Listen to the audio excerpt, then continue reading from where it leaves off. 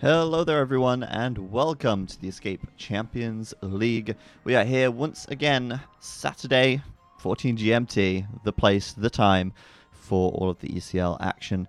And we're continuing on with the Americas 4v4 stage today. Obviously we had the round of 8 last week, and this week we have the semi-finals. And unfortunately, we do not have the grand finals today because they have not been played yet. They will actually be played tomorrow. Yep, they'll be playing tomorrow. They had some other scheduling conflicts with other tournaments and just real life getting in the way of the players and the teams. So they'll play tomorrow. Real life. Yeah, right. How dare it get in the way. We just want to play video games and have fun, and then we have to go to school and work and stuff like that. It's so frustrating. So, yeah, they'll be playing that tomorrow, and we'll be casting their X on Monday. Monday, yeah. That's the plan. So we'll be live on Monday at 17 GMT, I believe. 17 GMT with the grand finals. So the grand finals will be here on Monday, 17 GMT, and you can put that in your calendar and check out the grand finals. Obviously, we don't know who the grand finalists are going to be yet. It's either going to be AM, SY, Suomi, or VNA. Well, two of those, two of the above. Or one from each pair. Yeah, that's right. Yeah. Either AM or SY or Suomi and VNA. Be great. But let's take a look at the brackets and sort of see how they got this far. Obviously, we can see the round of 8 there. AM moving past Frantic. SY moving past Secret. Secret eliminated in the round of 8 there. And I think SY are pretty damn happy about that. Because for SY, they need that opportunity to score points now, as they are a little bit further down in the standings, and some points here if they get past AM would be very good for them moving into the final event or the final stage of the tournament. Well, on the same perspective though, Frantic must be incredibly unhappy. Yes, getting absolutely demolished by AM. Yeah, in their games. Frantic, in fact, basically have sort of really lost an opportunity there to go. It's going to be really hard for them now to make it to the LAN final. And then at the bottom half of the bracket, you've got Heresy and Suomi. Suomi obviously beating Heresy, although that was a close series. It almost looked like Heresy were going to win the third game. They had a lot of chances. Yeah, they did. Which surprised a lot of people, I think. For sure. And obviously with that, it meant that Suomi would, again, be very pleased with that outcome due to the fact that they could now score some points. However, it would have been a huge upset if Heresy had won that series and essentially denied Suomi the opportunity to make it to the LAN final. And then finally, VNA versus Brazucas, kind of, I don't want to sound rude, but inconsequential match. The outcome of that match only mattered to the players and not necessarily to the standings of the tournament. Neither team can possibly make the LAN, as we're about to see in the standings. There Look at that, go. right down the bottom. We see VNA, BZK, and Heresy so far behind the top 5 teams. Which is why it would have been such a huge upset if Heresy were able to beat Suomi, right? I mean, Suomi have scored 30 points so far. They're in joint 4th place. Heresy only scoring 5, not having a great performance this tournament. And obviously, Suomi, they're going to be pleased that they get past Heresy. SY as well. So both Suomi and SY, both in the semis, both tied on in 4th place right now on 30 points. Yep. And they're guaranteed to jump up to 3rd because they're going to get at least 3 points if they lose the semis, which will get them ahead of Frantic, who's earned nothing. Exactly. So the fight for 2nd place is still well and truly on, although they have slipped behind AM. So the question now is going to be, will AM be able to secure their spot in that LAN final by being able to win their semi-final match and make it to the grand final? And maybe even win that as well and secure even more points and extend their lead over those 3rd and 4th place teams even further. As we said before, Secret pretty much guaranteed to make it to the LAN final now. In fact, it's statistically impossible for anyone to catch them at this point, I believe. AM could possibly catch them, but Frantic can't. Yes, Frantic is too far behind. Yeah. So they're guaranteed at least 2nd and most likely 1st. Yeah, exactly. And that's good enough to secure their position in the LAN final regardless. So Secret very happy with their position. And to be honest, their performance recently hasn't been great. They lost their last grand final 0-3. And then they obviously lost their round of 8 as well here against SY 2-1. So Secret's performance tanking a little bit in the latter stages of the tournament, but it doesn't really matter for them as much. Obviously, they don't win the prize money, but they do at least get to go to the LAN regardless because they've already proven themselves. Yeah, they've been so consistent over the first half of the Right. events, basically, that they got so far ahead that Exactly. it was never really a chance for the other teams to catch up. They would have to throw, every event going forwards from like the halfway mark, and that just didn't happen. No, and it's so unlikely that it would happen. I mean, when they have motivation to play and when they have a reason to play well, they do. Puchak, the grand finals is going to be on Monday at 17 GMT. We'll stream it from here, and because they've not been played yet, so they'll be playing that today, and we'll stream it on Monday. I really wish the finals were in general as a best of 7. I kind of agree with you on that, but obviously we have a limited time to stream it on one day, and having a best of 7 final, if we had 2 semi-finals which went to 10 games in total, and then the finals which went to 7, that'd be 17 games, which would be incredibly long. 17 4v4 games, which can take upwards of an hour each. Yeah, you're looking at nearly a 24-hour stream. Yeah. So that's why we had to keep it best of 5. But sure, let's go into our first game now. Well, do we want to look at the maps first? We do. We will take a look at those. AM versus SY. This is now a best of 5. Obviously, as you go forward in the bracket, the series get larger. It was best of 3 in the round of 8. Now it's best of 5 for the semis. We've got Cenotes. Oh, wow. Atacama for the first time. We've out never of the seen this 2v2s, all the 4v4s. That's very cool. Followed by Eldorado, Golden Pit, and Hamburger, which we all know from last week. And Atacama here, very surprised to see that. Yeah, it has been banned pretty much every time. Or it's been like the 3rd game and they just haven't got to it. And this would have been SY's home map. Yes. Which is interesting. For those of you who don't know, the first map is picked by the leader in the brackets in the standings. So that would have been AM. They picked Cenotes, and then SY picked Atacama and Eldorado, and then AM choose the order of the final 2 maps, and they had 1 ban each at the start. And I presume AM would have banned Caribbean. Yeah, probably. That's a water map. Yeah, they like their land maps. SY actually played really well as well on the Caribbean. Against last week. Yeah, they did. So they probably took that out for a good reason. Yeah, and then Mezza's taken out as well.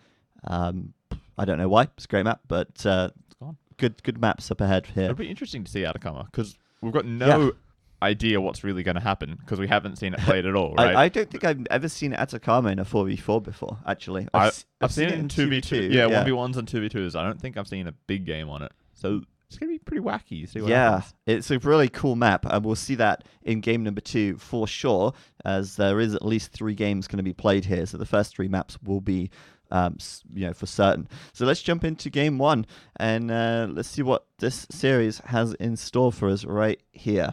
Welcome everybody. We're in game 1 of the semifinals for the ECL 4v4 Americas stage. AM versus SY. Aftermath versus Sexy Boy. That's that's what it means. That's what it's rumored to be. No, SY is Sexy Boy, I'm telling you. Has anyone actually confirmed that, though? I know Yo has said it. Yes. But I'm What more confirmation do you need? Have you seen the man? I feel like he might have been joking when he said that the first time. No. SY stands for Sexy Boy. Okay. 100%.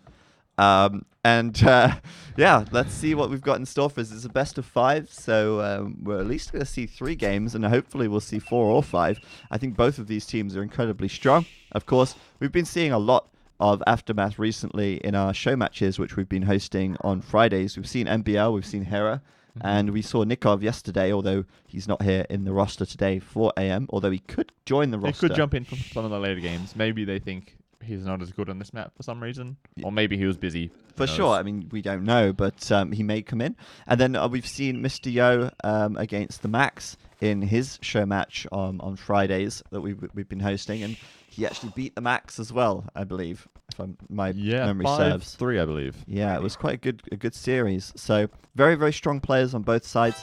And we see the return of Gibbertong as well.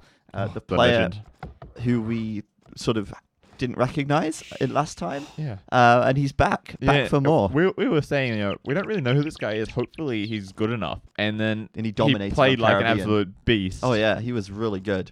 So good. So they brought Jibatong back out in place of Yinghao. Yinghua. Yinghao. I wonder if it's because Yinghua is busy or if it's just like, nah, you cut. This Jibatong guy is just on another level. Well, who knows? Who knows? Let's go around, see where the players are at, and see what's going on here. So let me just get my bearings on the map. Looks like on the flank then, for the northeast, in the blue, we've got Hart. He's playing as the Frank flank. Not terrible. Not too bad, but Not I think ideal. he would rather have his Britain pocket on the flank, and he would rather be on the pocket. So it's MBL next to Hart. He's going to be playing as the Britons there in the teal. Leary is in the other pocket position as the Indians, which is absolutely good. Pretty good. And then on the left flank, you've got Hira playing there as the Malians. So they've sort of got their left side where they want it to be, the right side a little bit backwards. But I can't help but feel like Hira's quite far away from his teammate, and he's very close to Jibatong, who's going to be his direct opponent here on the left side. Oh, maybe we could expect some sort of crazy forwards. Malians are pretty good with man-at-arms and towers. They could do that. And we all know that the Chinese players love going forward. So it's possible either way. We've got 4 on wood. Could indicate a Drush or man-at-arms. Yeah, I think Hira could be tempted with that. A, because he's so close, and B, because look at that tower position. Right, yeah. It's like denying a stone, wood, and berries. And kind of the second wood as well. Yeah, it's super nice. And yeah, after that, obviously he'd get support from Leary coming in with scouts, and who knows, they could be really dominant in the early game on this side. But Jibatong, Frank flank, same as the other side. Then in the pocket position, it is Lix playing as the Mongols from pocket. So we see a little bit of a deviation in civ choices. And in fact, we also have the Indian pocket for the Yo, as well as Feng Jin on the flank as the Mayans. So we've got different civs for both teams. And the civ pick rules get quite interesting during the best of 5. During the 4v4, every team has to pick 2 civs from the civ pool. And that means that over the course of 5 games, they'll end up picking all 10 civs from the pool. And it's a question of which maps they save them for, where they plan for them. Yeah. And which maps suit the civs the best. Like Portuguese and Italians, you're probably going to think about picking them on water maps. Yeah, although in this case, there is not a water map. Right? So you have to really think about that. It becomes a bit tricky. They'll probably save it toward the end because they want the stronger civs first. But in this case, from the civ pool, you've got the Mayans and the Franks.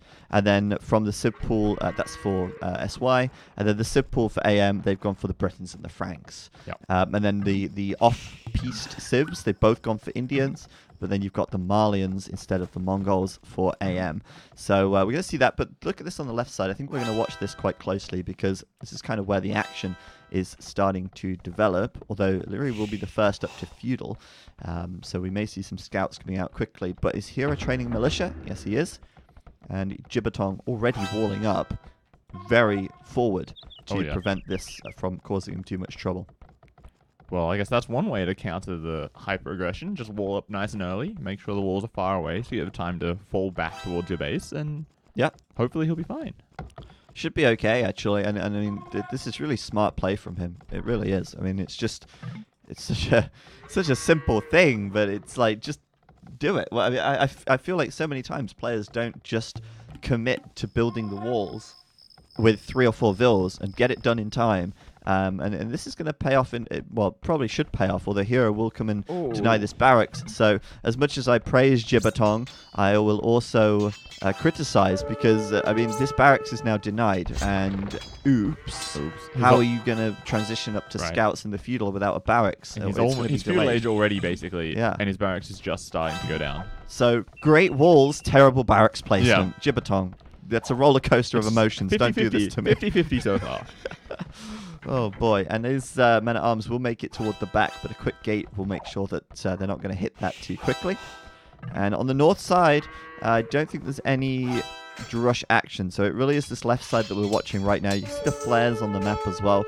That's AM sort of communicating that, hey, we need scouts over here. Leary going to bring his scouts over as quickly as he can. You can see them running across the map now from the pocket position. We'll see if they can do any damage over here. Jibatong seems fine, but his scouts are really late. That's true, but remember, the Mongol pocket, is not making Double scouts. double range forward Interesting. is yeah. I think you have to do it, right? I mean, Yeah, you want your flank player making scouts, that's true. But normally, if you do this sort of a strategy, you wall up. Like, either a team wall or both players make sure they're individually walled. Because, like, if your archers get caught out of position and the scouts just run around you and go back to your base, you've got no military to defend. And look at this. Leary's going to pick up a villager here, perhaps, although there is a spearman coming in. Oh, and the spearman kind of microed in a way. Oh, It's not even stuck. hitting the scouts. Oh, and there's another scout coming in from the back? Oh, no. Leary's all over this. Oh, but the good villager ball. is safe. Well played, Licks. Although he should still be able to, with the help of the men-at-arms, easily clean this up. But it looks like Hart very committed here to sort of sending the men-at-arms in deep, and will meet Gibbertong's scouts there. And it looks like he's taken one down, and may end up taking another as well, but not if he runs into the TC. Nah, he's done. Yeah, he's just trying to just keep He's the done. numbers as low as possible, while I assume he switches into archery ranges at home. Yeah, we've got this huge team wall up now. Look at SY's team wall. We're going to follow it from the northeast. They've got it all coming across here. We've got archers, obviously, from Feng Jin, walling down up towards the Yo, who's on to scouts, of course, walling across, and then meeting up with Licks, who's walling down with his archery ranges in a forward okay. position, and then coming down here. If they finish this wall, I would be quite happy with this archer. Yeah, I think that's fine. The only problem then is Gibbertong is kind of exposed, but it's okay. And that's a much better team wall than AM have at the moment, because Hart is still pretty open, although their early aggression has basically meant that nothing is going their way at the moment. Or going his way at the moment. Yeah. And at this stage, the game's probably just going to slow down a little bit. The scouts are just going to roam around, try to find the holes in the wall, and try to sneak in. But wow, MBL up to castle already. Is he just doing straight FC? Because he's only got 2 military units. Well, yeah, I think he has. He's only made an archery range now, and it looks like he did an archery range blacksmith to go up to the castle age. And they were fully walled out here. Look at Hart going up with the stone walls. I think they're pretty happy with that, to be honest. But I'm worried. Sorry, did I say Hart? Yeah, I said Hart. That was right. I was going to say, look at Hero on this side. A lot of archers out, and he's going to be fine from the scouts for now as well. I was worried that he might get raided by those scouts since he's open. Yeah. And but, oh boy, Leary up to castle age as well, really quickly as well, following the 4 or 5 scouts he's made. Yeah, Indians. Solid eco, man. Yeah, good civ. Yeah, especially from the pocket. I mean, they're so good, and he's already up, so that's pretty good for them. At the moment, AM and both AM and SY with a little bit of army out on the map, and I think Hart's got to be a little Hero. Yeah. Sorry, has got to be a little careful here. All 3 of SY in this position. Oh, and they killed the villager, and they're in. Oh boy, that's a lot of scouts. They are and in. A bunch of archers following up. Right, he needs support quickly, and fortunately, Leary will be castle in about a minute's time, but in a minute, a lot of damage can be done. Hart's army on the outside of the walls with Hera here, both of them coming in together to try and defend this. And yeah, I think at the moment, the scouts from Yo don't have bloodlines, and there's only 2 of them. But, oh no, there's a lot more actually. So if he got bloodlines now, this could be really good for them. He's just prioritizing castle age for himself, and Hart is also up to castle age. Wow. And Gibbertong as well. But Leary is going to be up in just a second. Obviously, MBL has been up for a little while already. And it looks like they might even be looking at going forward. Yep, there goes his crossbow. Remember, the British crossbows, they got +1 range.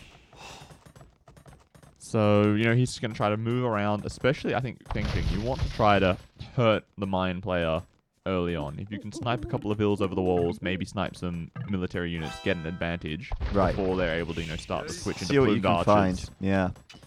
And Feng Jin right now is defending with a watchtower on the front. And I don't know if he's on stone, actually. It doesn't look like he's planning on going for an early castle. In fact, yeah, his stone's part of the wall, so that's not going to happen.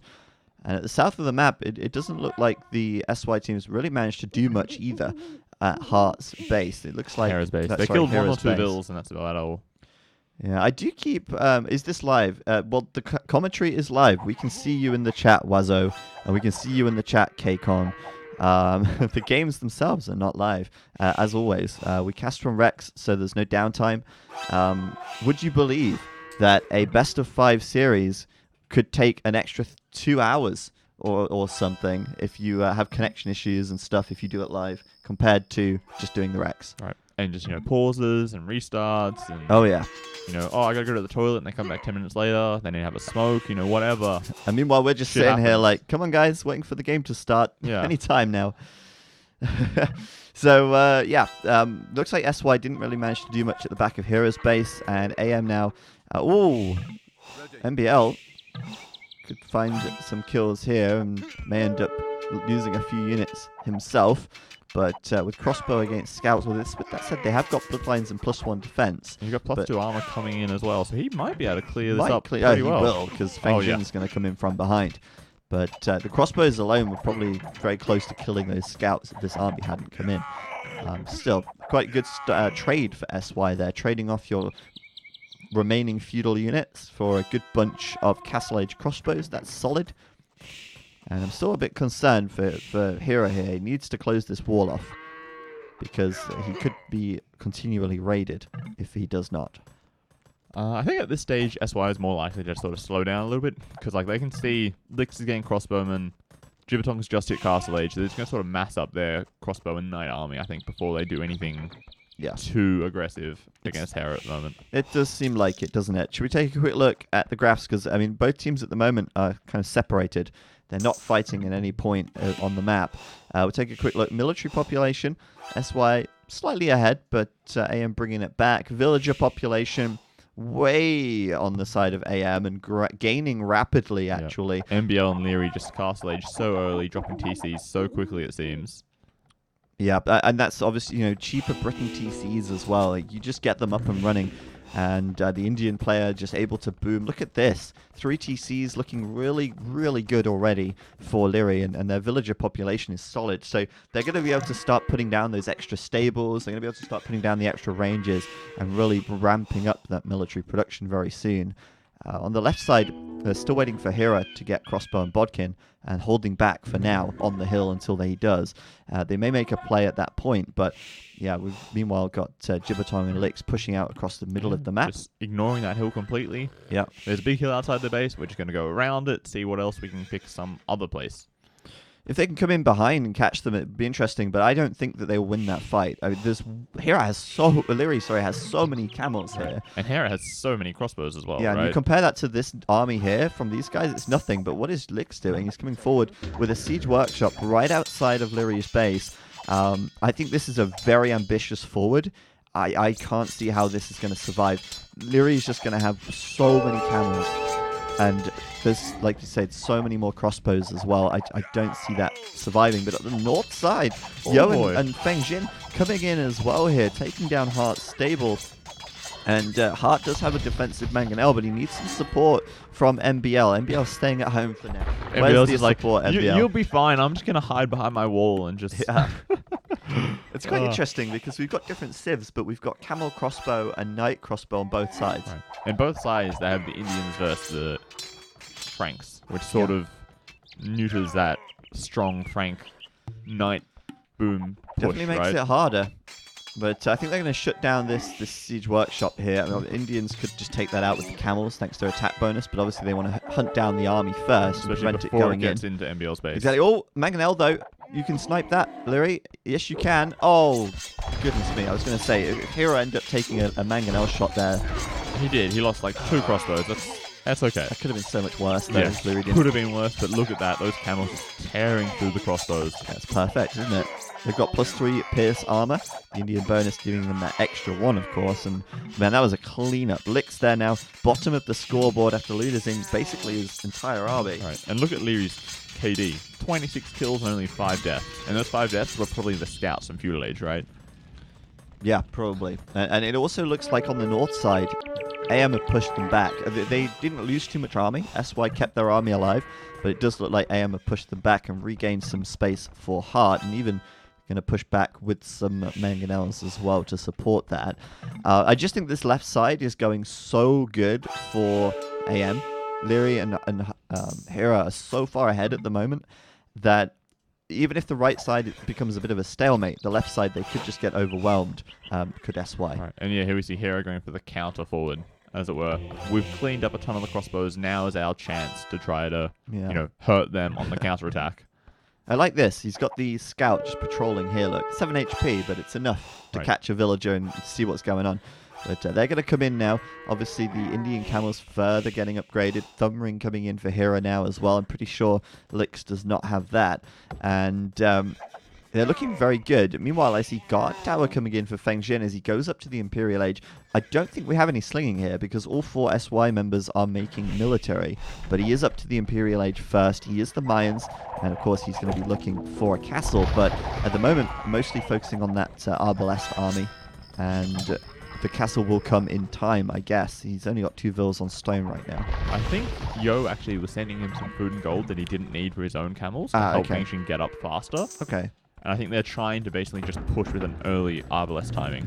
Yeah, looks to be the case. And maybe they'll make obsidian arrows if they keep enough of those Arbalest alive. For sure. That could work out. At the moment, though, they can't really do much. There's 2 mangonels on a hill outside of their base. And they're waiting for that Imperial Age power spike to come in. And meanwhile, I'm surprised, really. Lyri and Hera have played very passively on this left-hand side. I know there's a forward siege workshop, but they're still sitting on this hill just kind of waiting. They're like, oh yeah, we have the hill, we're fine. We have this overpowering numbers advantage. We're just going to sit on this hill and wait. And if they... Wow, look at this. It's rebuilding the siege workshop over here. That's funny. And they're going to try again. If at first you don't succeed, try again, I guess. Riot Dash, thank you very much for the 18-month resub. Jeez, that's a long time. I can't believe it's been 18 months since you found us, but that's awesome. I was actually watching your stream the other day. Well, I think you know that. But yeah, good stuff. And looks like on this right side now, they're going to take that power spike from the Arbalest and try and push up these hills. Obviously, you've got camels here from Yo. This is a really good combination. Oh, no. And This taking could be a lot bad. of Like, damage. if MBL loses all of his crossbows just before he hits him. Yep, he's so close. And Right. look how quickly those mangonels went down to the Arbalest as well. Fortunately for AM here, the camel numbers got taken out quite quickly, and so those Arbalest, or crossbows, sorry, will have a little bit of a way to escape without being caught by those camels.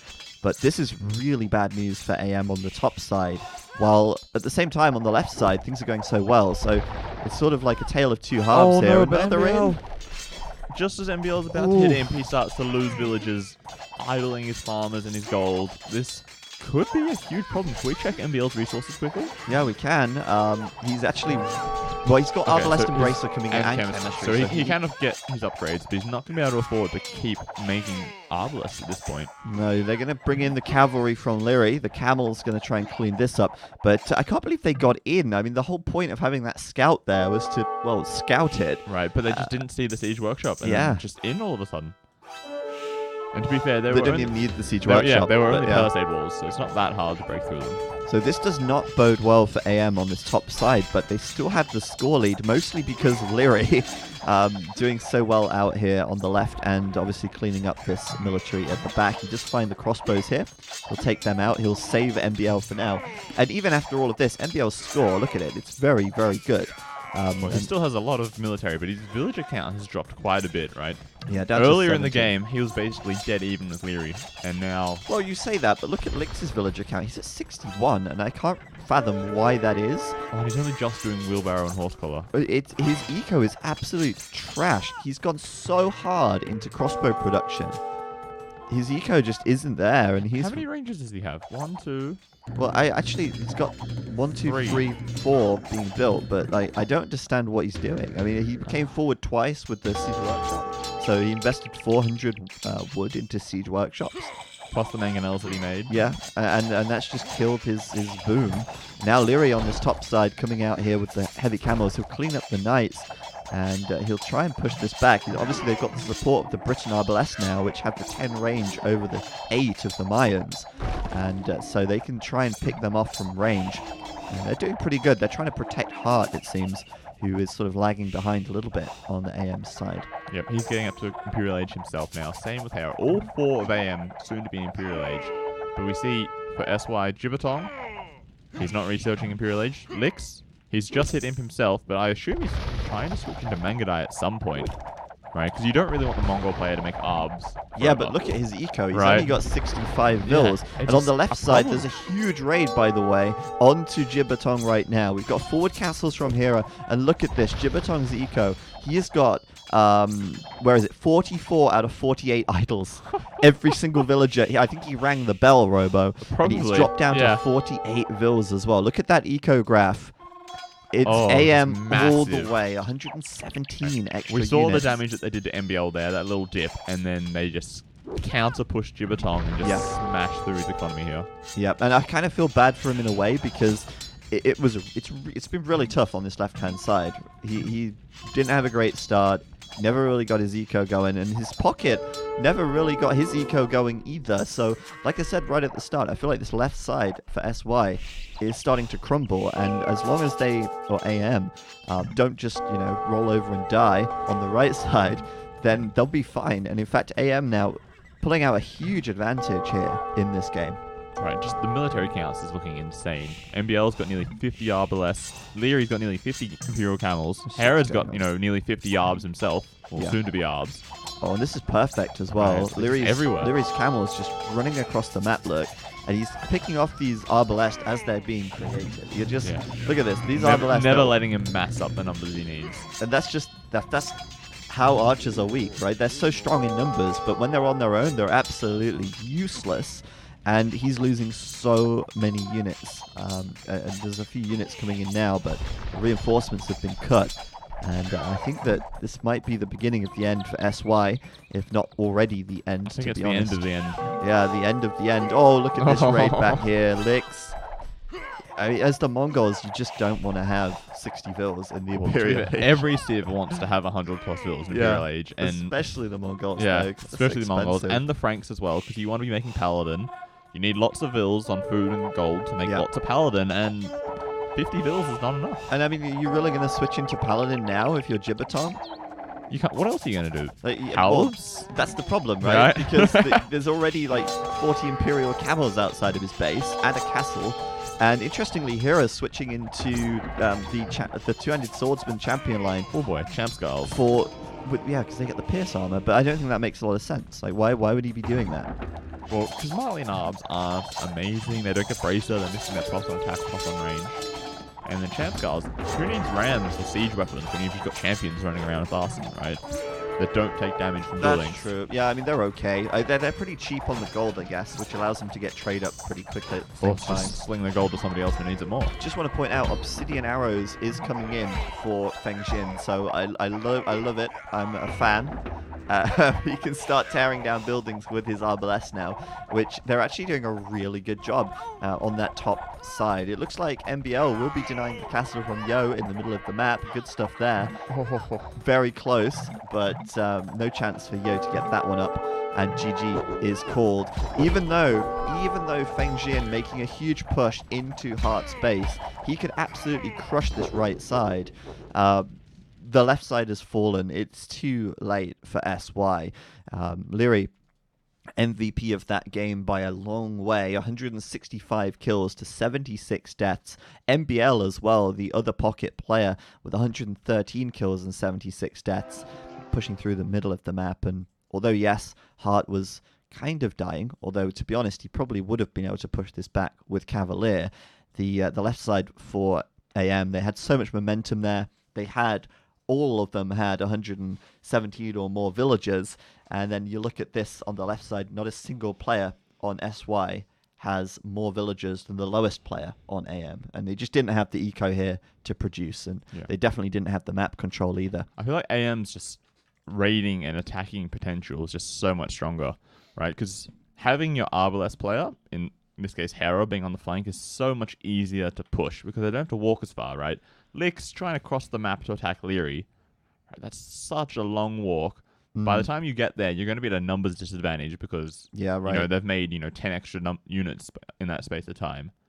And they tried it twice. Credit to them. They did try and come forward with those siege workshops, and they did a good raid onto MBL. But all in all, I mean, they were just behind the whole way on that left flank, really. And the problem is raiding MBL. Sure, that's useful, but you're not touching the two guys who are on your side and who are going to attack you. That's true. MBL was never going to cross the map, at least until the late game with Arbs to attack them. right? So hurting him helps the other side, but Yo and Feng Xing, they were doing fine. Yeah, they were. They didn't really. Well, maybe that helped keep them ahead, but But Jibatong and Lix, yeah, they just didn't really hold up to the pressure from Liri and Hera, and Liri and Hera played very well on this left side. Obviously, it's a bit of a civ mismatch, and it makes a lot of sense, really. You've got your Indian pocket and your Malian flank against the Frank flank and the Mongol pocket. It's kind of difficult for SY to take that engagement or take that position on the map because the Mongol pocket just can't reinforce fast enough with his crossbows. And also, his eco was atrocious, and we spoke about that as well during the cast. But there you go. Game 1 will go the way of AM. We'll take a quick look at the achievements, and then I always have to find the endgame stats button. There it is. Take a quick look there. Look at Liri's KD. He was on fire that game. He played really well. Yeah, absolutely destroying them. Like, so early in the game, he was up like 40 kills to 5 deaths or something. Yeah. It's just... At the same time, his eco was... Look at the gold collected. Indians, man. They're good. Yeah, who was it yesterday? I was casting the 1v1, and I was like, Indians are a strong civ. He's like, nah, Indians are trash. Like, 1v1s, they're like above average. Yeah, they're in not... team games, if they're pocket, they're like, top 3 civs sort of situation. Exactly. I mean, they're not tier 1 in 1v1, but they are really good in these team game situations. And there you go. Timeline for anyone who's interested. We had one battle right there, apparently. What was that? I think that was when Lix's army and Jibatong's army was outside Liri's base the first time. Because we see there's this huge drop in Lix's military just above that. Yeah, right there. When they cleaned up that first siege workshop. I think you're right. So we're going to back out of this game. Obviously, we do have another 2 games at a minimum to come. AM did look very strong there, but I don't think that sort of tells us that they're going to be dominant throughout the whole series, because Atacama, SY's home map, they probably got a bit of a plan for this, or I hope they've got a plan for this. Atacama is a very different map to the other maps in the pool, really. It's a bit more extreme. In fact, it came from a extreme challenge tournament that was hosted by Cision years ago. Yeah, way back. That was around the same time Forgotten Empires came out, I believe. Maybe even before that. It was very old. Yeah. And I think it was made by The Prophet. I'm not sure. But either way, we're going to be launching into our second game here. I always do this. I always come out with the game rather than going back to the menu. Well, just make sure there's no issues, right? Maybe like your Age of Empires after it gets used multiple times. That's true. If you watch multiple games, the game starts to get, well, there is a memory leak, and it starts to get really laggy in game. So it does actually make sense to quit the game before you go into the next one. Otherwise, you end up with horrible, horrible lags. But we are going in-game now for our second match between AM and SY. This time, as we say, it will be SY's home map, and we are in the Atacama Desert. It's a very fitting map, though, for the region that we're in. The Atacama Desert is a real place. It does exist. It is in South America. It does have very little trees. And that's exactly what this stage is all about, I guess. I do wonder, though, if this would suit AM. Obviously, it's an Arabia-esque map. Not really, though. In the sense that it's open and wide open. Sure, but this is a far more aggressive version of Arabia because there's so little wood, right? All of these clumps of trees around the outside, it's 5 or 6 trees. So you don't really want to spend 100 wood to gather 500 wood. No. So you're forced to go into the middle. And then it's like man-at-arms and towers and hyper-aggressive strategies that the Chinese players tend to favor. That's very true. And there are some positions, like here. You could put a lumber camp here. It'd be kind of inefficient, but you'd get at least all of these wood lines, but it'd be really inefficient, right? Like, compared to a normal build order, you would be missing, 100, 200 wood in a couple of minutes, just from all the extra walking time. That's true. Let's actually review the map for everyone who's interested here. It is a standard resource start, I believe. You do have the 4 deer, you've got your berries, you've got your 8 sheep, or in this case, turkeys.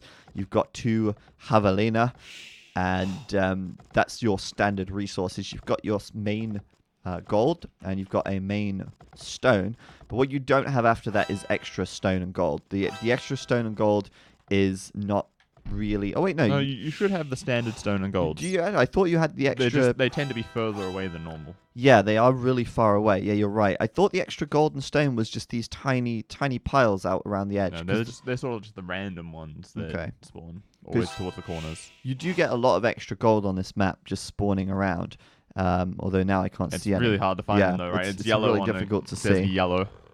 And then in the middle of the map, obviously we spoke about the wood lines. In the middle, you do have the oasis. And that is where you will find the wood. There's nothing else here. You're not here for the gold. You're not here for stone. You're here for the wood. And you can already see players. Gold rush. Yeah, pretty much. It's kind of cool, actually. I think it's a really interesting map. But let's go around and introduce the players, the teams, see where they're at. Looks like Leary here in the green. He's going to be on the flank. And he's the Aztecs. Very solid Civ choice for this, I feel. For sure. It's also in the Civ pool, but Aztecs, they're an aggressive Civ, Drush, man-at-arms, good archers as well, which favors Leary's high micro play style. Exactly. It's going to favor him quite a bit. Then you've got Hart playing as the Celts in the pocket. Interesting. Kind of fine. I wish Hart would be the Incas, though. Because he's from Peru. And this is the Atacama Desert. Like, it all lines up for Hart. And he's playing the Celts. Come on, man. I was so confused where you were going. Like, Hart is the Celt Incas? Like, don't see it. And then yeah. Here in the other pocket, he's playing as the Mongols. And on the left flank, you've got MBL. He's playing as the Incas out here. So we see two Miso flanks. That's probably what they want ideally. For sure. And then Mongols and Celts can kind of do scouts. Oh, and look at this. We've already got these villager fights going on. Did miss that initially, but there's villagers dying already as they fight right next to each other for the wood. MBL, sorry, that's not MBL, that's Hira and Yo, but MBL's coming over as well with his villagers. And it looks like Hira's lost his scout. Didn't lose a villager, though. Mr. Yo looks like he lost a villager. Yeah, now he has lost a villager for the villager bashing here. And, well, MBL's coming in. He's not having any of this. Three players in a Vil War. Oh, yeah, that's right. Oh, this is great. And that's kind of what happens when you've got to fight for the wood. And your lumber camps, 10 tiles away from each other. Yeah, and the huge issue for Yo is that he doesn't have enough wood to build another lumber camp. Or to quick wall or anything like that. Yeah, it's not like he can just relocate. He has to commit to this and fight for this. Two villagers did die there. I think that's Hira losing 2 vills and a scout so far. And Yo's coming in for round 3. But look at Hera, though. He's already up to feudal age. He's hoping, I think, if I can get to feudal age really fast, and I can drop a tower, but he's walling up the line. Perfect. One more wall. Yo, please, one more. Well, it doesn't matter even if he doesn't complete it, but he will. If it's fully completed, like if he does the corners as well, Hera can't drop off wood. Yeah, but well, true. He also has enough wood, though, to actually rebuild. Maybe he can just come back here. Just give up on this. Just rebuild here. Yeah, but if he builds a lumber camp, he can't build a tower. Okay, now he can. He's dropped off some wood at home, it seems. Yeah, I guess he's grabbing some wood. Yeah, he's grabbing the straggler. But on the other side, obviously, we've seen him already. Mr. Yo, Spanish flank. Interesting choice. Obviously looking for perhaps either towers or castles and conks, because it's a great raiding map. The pocket player, Lix, he's playing as the Celts. You've got Jibbertong there as the Huns in pocket. And on the right side, you've got Fengjin Aztec. So it's Aztec War on the right-hand side. Oh, boy. So he's only taking stragglers as well, by the way. He's not gone to the middle. Has he not got a lumber camp at all? No. Really? I don't think he has. Not even like one of the small patches of trees around his base? No. Oh, he does. Okay. My bad. Yeah, he doesn't I was have say, one in the not middle. having a lumber camp at this stage of the game would be a little... little dicey. Maybe he has a mill and a mining camp, so... But and a back. Yeah, he could have clicked up for sure. Clicked up, but... he's going to lose a vill. Yep, there's Aztec Militia from Leary getting in there really early. Finish it. Okay. There we go. Nice. The job's worth doing. It's worth doing well. May as well finish it off, right? Okay, so Hera is in feudal age. Has he dropped a tower? He has... Well, wait, hold on. No, there's still Vil fighting. Still Vil fighting. There's some militia coming in now from Lix. Oh, militia in here. This is perfect. Let's just Alt-G this real quick so you can see yellow is SY, red is AM. And there's the tower going up for Hera there. And back to colourful rainbow villager fighting.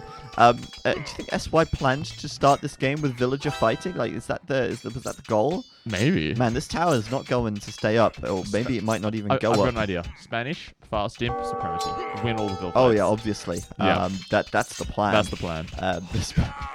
Spanish Vills, too strong. Licks, though, going to be getting man-at-arms, and he should be killing the tower here, I feel. But he's actually going to be backing away. Feels a bit uncomfortable, I guess, to risk that.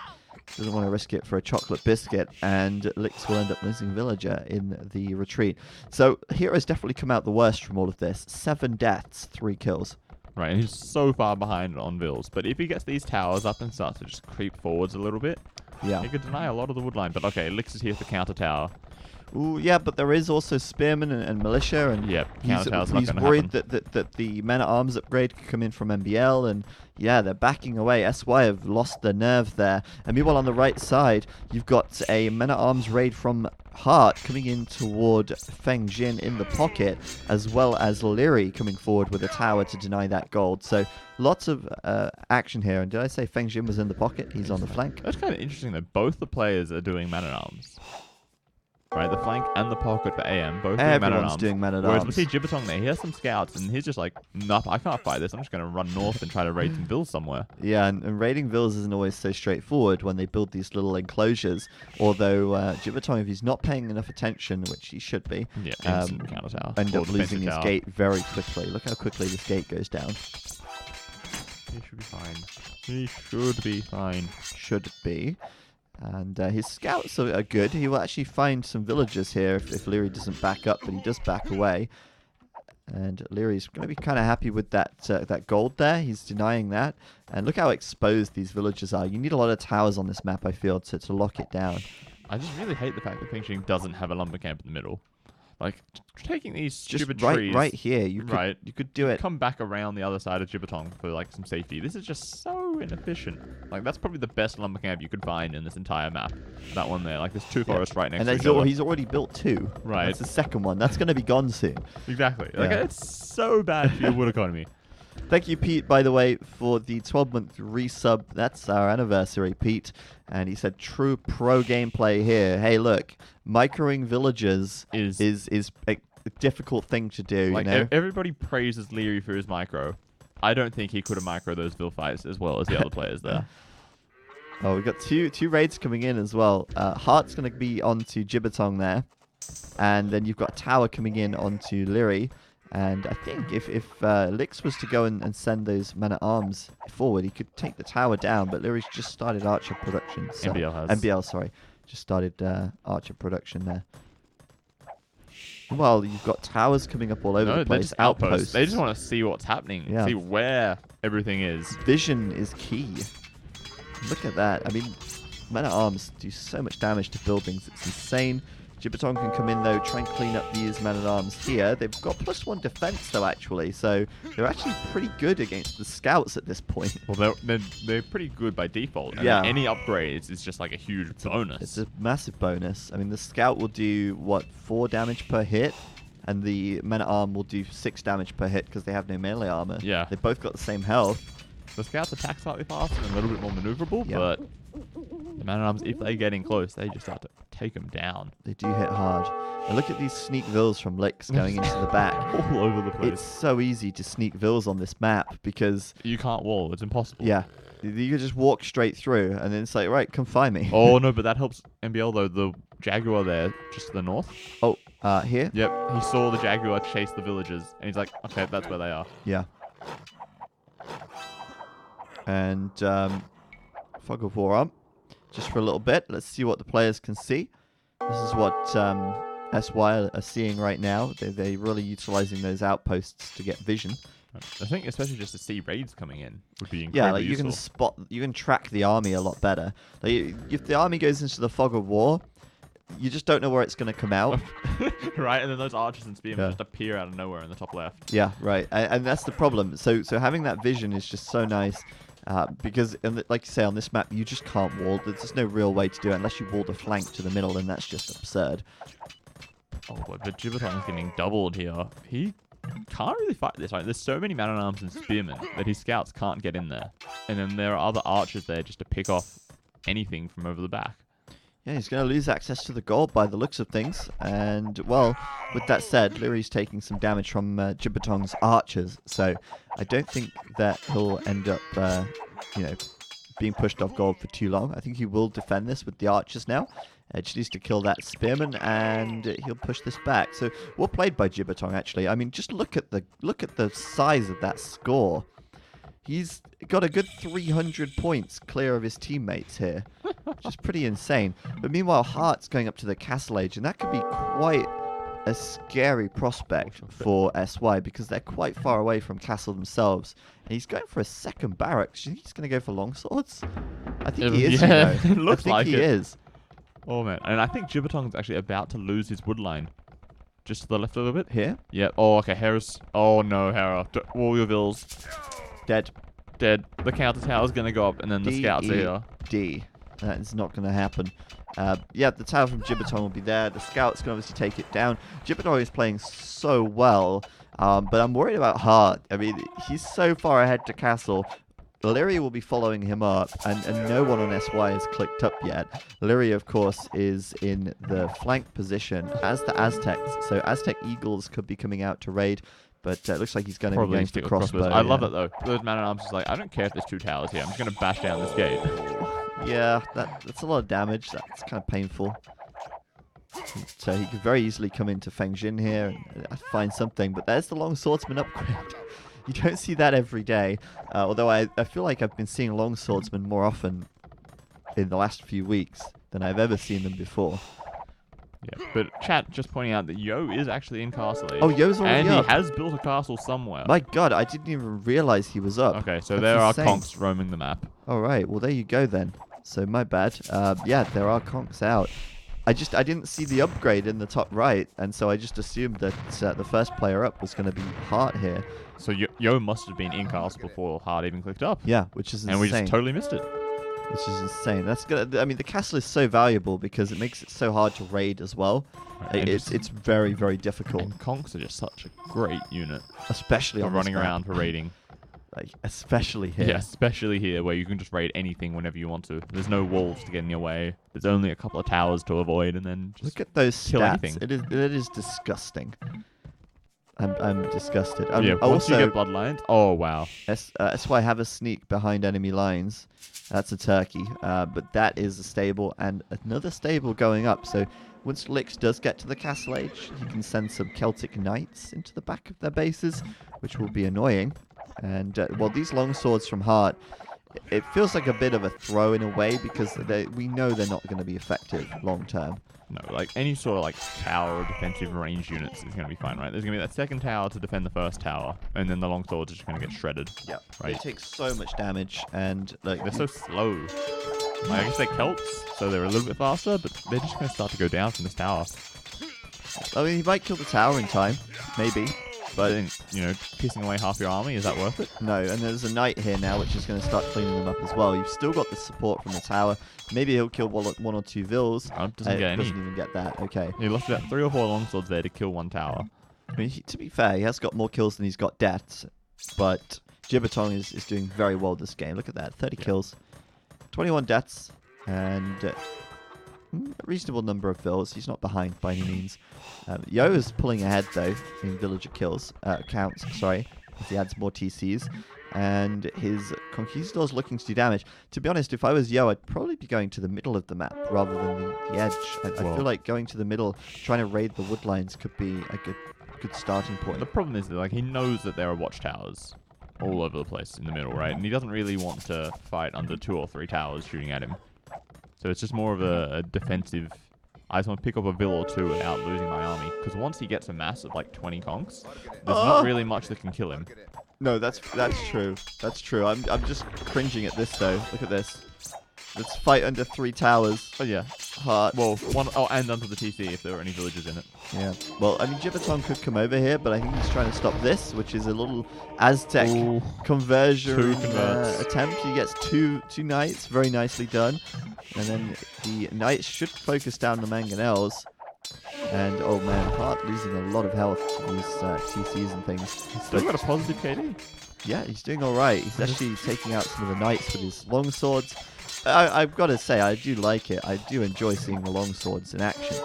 They're just a little bit risky. Well, how many barracks? He must is have Hart 4 onto, barracks. right? That's what I'm thinking. Like he's making so many of them. He's got 1, 2, 1, 2, 2. What? Only 2. I mean, Jesus. Wow. That's insane. He's just spamming He these has things so out. many of them, and like, wow. This Okay, is I really take back working everything well. I say. If you have that many longswords, you just kill everything. He is really killing it right here. Look at this. He killed all 3 towers, kills a bunch of vills, doesn't care. Knights are coming in, though, and he will probably care about the knights here. But that's why Leary's around with monks, right? Right. Two monasteries from Leary. He has so many longswords. I was like, surely he's got 4 or more. Right, exactly. It's madness. Oh no, but here comes Yo. Yeah, this is going to put an end to this nonsense. He can instantly snipe the Mangonel. And No, he's concentrating on the vills first, and then he reckons, you know, I got time. I can take this stuff down whenever I want to. snipe it. Oh, he must have missed quite a lot there. He took a big Conks hit. have very bad accuracy. But I think he didn't actually target the Mangonel. I think he might have just got microed and then sort of shooting at whatever was nearby. perhaps. But they're absolutely going to clean this up now. And that KD from Hart went from being pretty okay to suddenly looking Horrible. atrocious. Yeah. That's what happens with longswords. I mean, we're kind of flip-flopping on this. Yeah, But right. I've been saying it's pretty crap since the start. Well, I thought it was crap to begin with, and then he seemed to be doing well, and then Yo just came out of nowhere and just sort of cleaned him up. Yeah, Look that's at the Yo's problem. KD, by the way, 21-3. Very nice. And I think those 3 deaths were probably villagers at the start of the game. I think they were. He definitely 2 lost vills 1 and or a 2 scout there. at the start. Now we've got those raids coming in from Licks from the back. There's a siege workshop back here as well, which he's making rams from, as well as the 2 stables, which he's spamming knights, Celtic knights, into the economy. They're not very effective, but they will keep AM occupied with dealing with them. And at the same time, that does give the SY team a little bit of breathing room. And at the moment, they're looking very scary. That's an overchop from Hart as well. So those Conquistador can get right into that wood line and take down a couple of vills here as they run And away. those knights, they're just going to destroy MBL's crossbows. Oh yeah, they're actually really exposed on the right side as well here. This is not looking very good for AM, is it? No, it seemed to be going well early, but I think they've just sort of let Yo get the castle up for free, essentially. They haven't punished him at all. He hasn't lost many villagers at all. He looks like he's got like the equal vill lead at the moment, so he's just booming away, making He's toms. tied with Leary right now. But, you know, look at his KD. He's doing so much better than Leary is in terms of military output. Definitely. Oh, Leary as well doesn't get a single conversion. He just loses 4 monks for free. Make that 5. He gets 1 conversion now. Good Mangonel hits. Gets another conversion there, but kills his own conch, I think. But then with here come the knights, right? Mangonels. He's used all his conversions, and then these knights just appear. Yeah, that's still very good for Yo, to be honest. I mean, I always feel like monks never really perform as well as you'd like against conchs. Aztecs are probably the only civ where I'd say like monks are solid against the conchs because of the extra health. Oh, and look at those Mangonel hits from those knights. Actually, that's really good. Jibbertong, what are you doing, Back man? off, man. Get Back out off. of there. Okay, 3 kills. Wow. They're really low. It's 10 HP. Is he on. going to try again? First don't succeed, Robo. Look at at how these little knights. health. I think all of these knights together have the same health as 1. Probably. Wow. What is Jibbertong doing? He's just throwing away his knights, it seems. But okay, looks like Feng Xing is just continuing a trush. This stage. He's still feudal age. He's not even bothering with castle. He's just going to drop towers all over the place and just be a menace. Yeah, and Jibbertong is coming in with those low HP knights to try and support his teammate a little bit as he can. And yeah, Lix is still roaming around the back. It's an incredibly messy game. I think what the best thing to do now would be is to kind of check the stats, the graphs. That's also very good for Yo, picking off a lot of those Mangadai from Hera. Mangadai just aren't good in castle age. No, they're not, unfortunately. And that's not a conversion either. Let's just take a look at the military graph and the villager graph. So AM ahead a little bit in villager count, which is very good considering the raiding going on. But it's not a significant amount, right? Plus No. 10 vills, it's nice. It's not the end of the world. Ooh, and then the military count. Plus so 24 military, that is quite a lot. the Yo's team, SY, pulling ahead there in the military count. And that, of course, you know, it's military potential. So we look at economy, and we're looking at what they have now. And then we look at military, and that's really an indication of what they could have in the future. Yeah, and how much damage they potentially could do. Yeah, and so a larger military means a larger potential, but it doesn't guarantee that you're going to be coming out ahead necessarily. I mean, you can have a larger military and sit at your base and let your opponent catch up. That's true. So, We see there that's a forward castle from Yo. it That's is. his castle number 2 in the face of MBL. But MBL has a defensive castle of his own, slowly taking it down, it seems. Yeah, I mean, he's attacking the range, so taking some free damage there. Imperial Age is going to be so critical here to take down those castles and things. It doesn't necessarily have to be. He looks like he's actually preparing a ram rush, but I'm not sure if he's going to try and ram rush the castle, perhaps, or just go for the TC. Leary is up to Imp. And MBL is slinging Leary, it seems. Okay. But MBL is, well, Leary is also being raided pretty hard right now. And it has been for a while. Those knights from Gibbertong really getting onto his farms and causing him a lot of trouble. A lot of villagers going down for Leary. He's actually hemorrhaging villagers right now. And that Imperial Age is going to be awkward for him because he's not going to have an eco working. 53 idols. 50 out of 60. Oh no. Oof. The Eagles are coming. Well, maybe. How many Eagles can he afford to make, right? He can't even afford to do a lead Eagle at this point. I mean, he'll be able to make some, but it's only going to be whatever MBL slings to him. And MBL is also getting raided on the left side. In fact, MBL is about to be in a spot of trouble, I think. Where did the Rams go? Wait, what? Did they just... North? They're over here. MBL about to be in a bit of trouble, you see. As I was saying. Yeah. We're like, where'd the Rams go? They disappeared. There we go. He's losing his TC. So, I mean, the sling is going to be weak. Leary's eco is weak. And the Eagles, well, as much damage as they might do, I don't... Oh no, all these light cav I'm against the just gonna- monks. I'm going to enjoy this. Oh no. Oh no. I love seeing monks die because I hate them. I hate playing against monks. And, well, this is actually pretty good positioning for Leary because the There's a lot of mangonels. houses are kind of blocking everything. But, yeah, the mangonels are going down. Some of the monks are going down. I think he's only lost like 2 monks, to be honest. Yeah, it's not too bad. And I guess he's got the Eagles coming out to defend them, so that's okay. That was actually really, really good. Yeah, it worked out very good. But just look at Gibbertong. He is a beast. Oh wow. 157 kills. He's got more kills than the entirety of Aftermath combined, Robo. Right. This one guy. We knew that Gibbertong was good. Look at him. Look at him flex. And he's up to Imp. Ah, Wow, we God, I want to be him. 3 of SY are up to Imp. Yeah, and meanwhile, MBL is losing his TC. He did take down this castle in the end, but MBL is absolutely toast right now. Leary is also toast. He's down to 39 vills. Are you kidding me? How did he go down to 39? And there's still more knights coming in for round 2. Well, at least he's got 10 Eagle Warriors. That'll make up for it, right? Oh yeah. I can't believe he's down to 40 vills. Look at the villager count real quick. That's a huge swing to SY. Military count now is even, but they really capitalized on that extra military, which we were talking about. Right, we were exactly. saying that it's a potential to do damage, and they did the damage. And MBL is almost got nothing left. Oh, but cameos. Kamyuks are very good, Like but the ultimate pointy boys, the conks are just killing them. advanced pointy boys. Yeah, we've also got some Mangadite here, but Hero's still in the Castle Age for now. They're really trying to... He's up to Imp. He's starting to get there, but it's going to be a while. And remember, Mangadai, he's got a big eco, but Mangadai are expensive. They need a lot of wood. And I feel like at this stage, it's going to start to swing towards getting control of the middle. Right? We haven't really looked at the middle in a long time. Oh, actually, that's a good point. The middle is at the moment, obviously, the main place to get wood.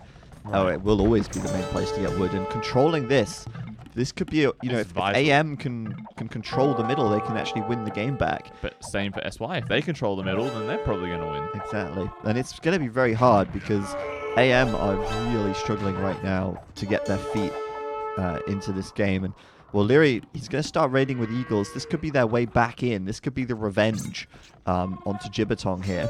How do you protect from Eagle raiding on this map? I don't think you do. You station 40 knights in your base and just leave them there for the rest of the game. Yeah, it's just such a waste of army. It's such a defensive position to take.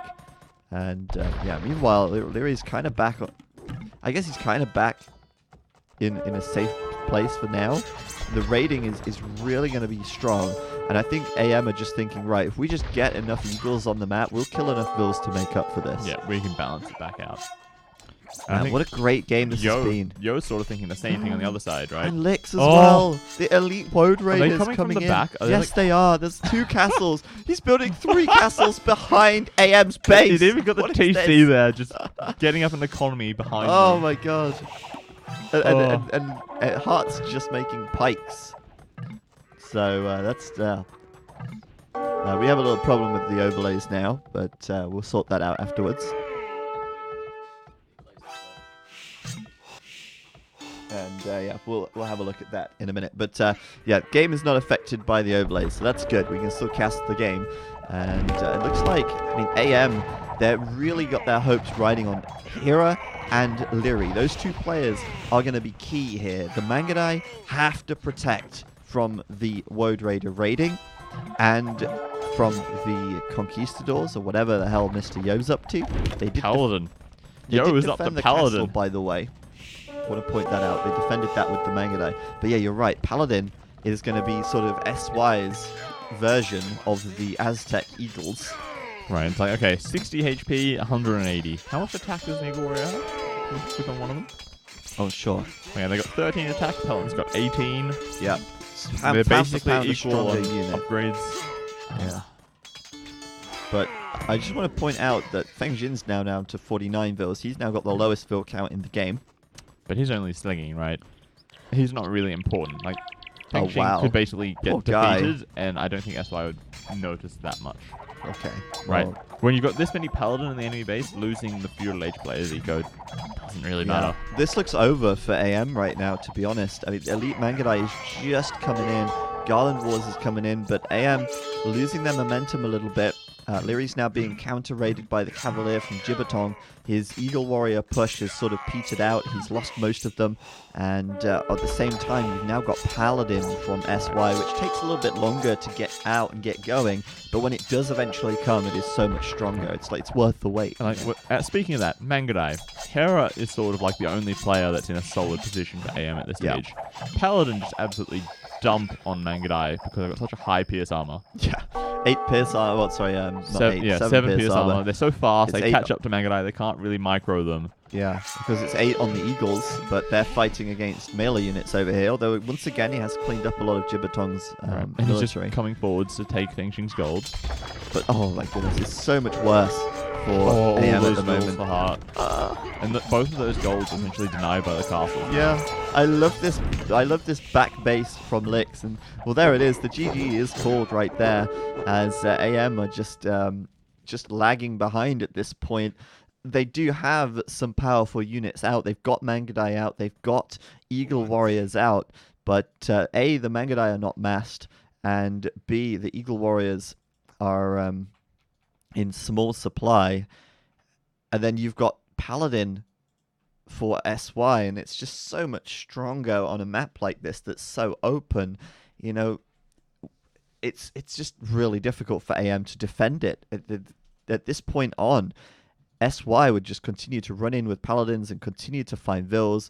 MBL is pretty dead out on the left side. Lyri's pretty dead out on the right side. Hart is about to lose even more villagers, and he's pretty dead as well. And there you go. SY do take game number 2 and equalize the series. Can we refresh the overlays? Yes, we can refresh the overlays. We're going to try that now. Is it back up? It's back up on the back end, so Okay. hopefully the front end here is working. Right. Well, I'll just quickly refresh the overlays here. Just give me a second. And then hopefully our scoreboard will update. And because the scoreboard has been updated. It's just a question of whether or not it's going to update now. I believe it will if I do this. That is incorrect. Nope, it is there correct. we There we go. There we go. Everyone is Team Secret now, apparently. Don't worry, guys, we got there.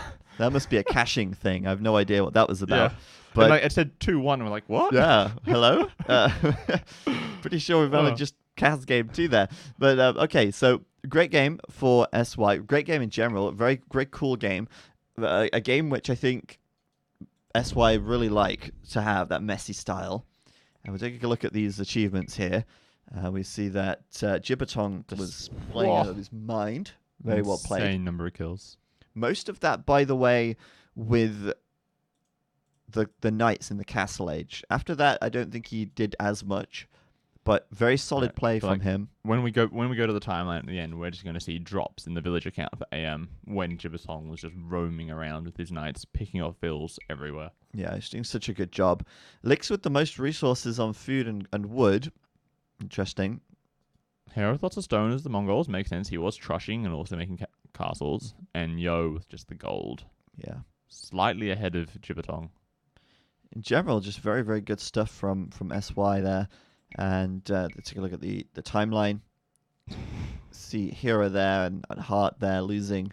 Heart losing a lot. And then a little bit later on, MBL loses quite a bit as well. Leary just drops down to basically nothing just as he hits Imp. Where's Leary here? I can't Oh, yeah, here. Yeah, it just narrows down. Look at this. Yeah, like his whole population. Right. Getting squeezed as he hits it. It's just the worst time for it. And at that point, 50% of his population is Eagles.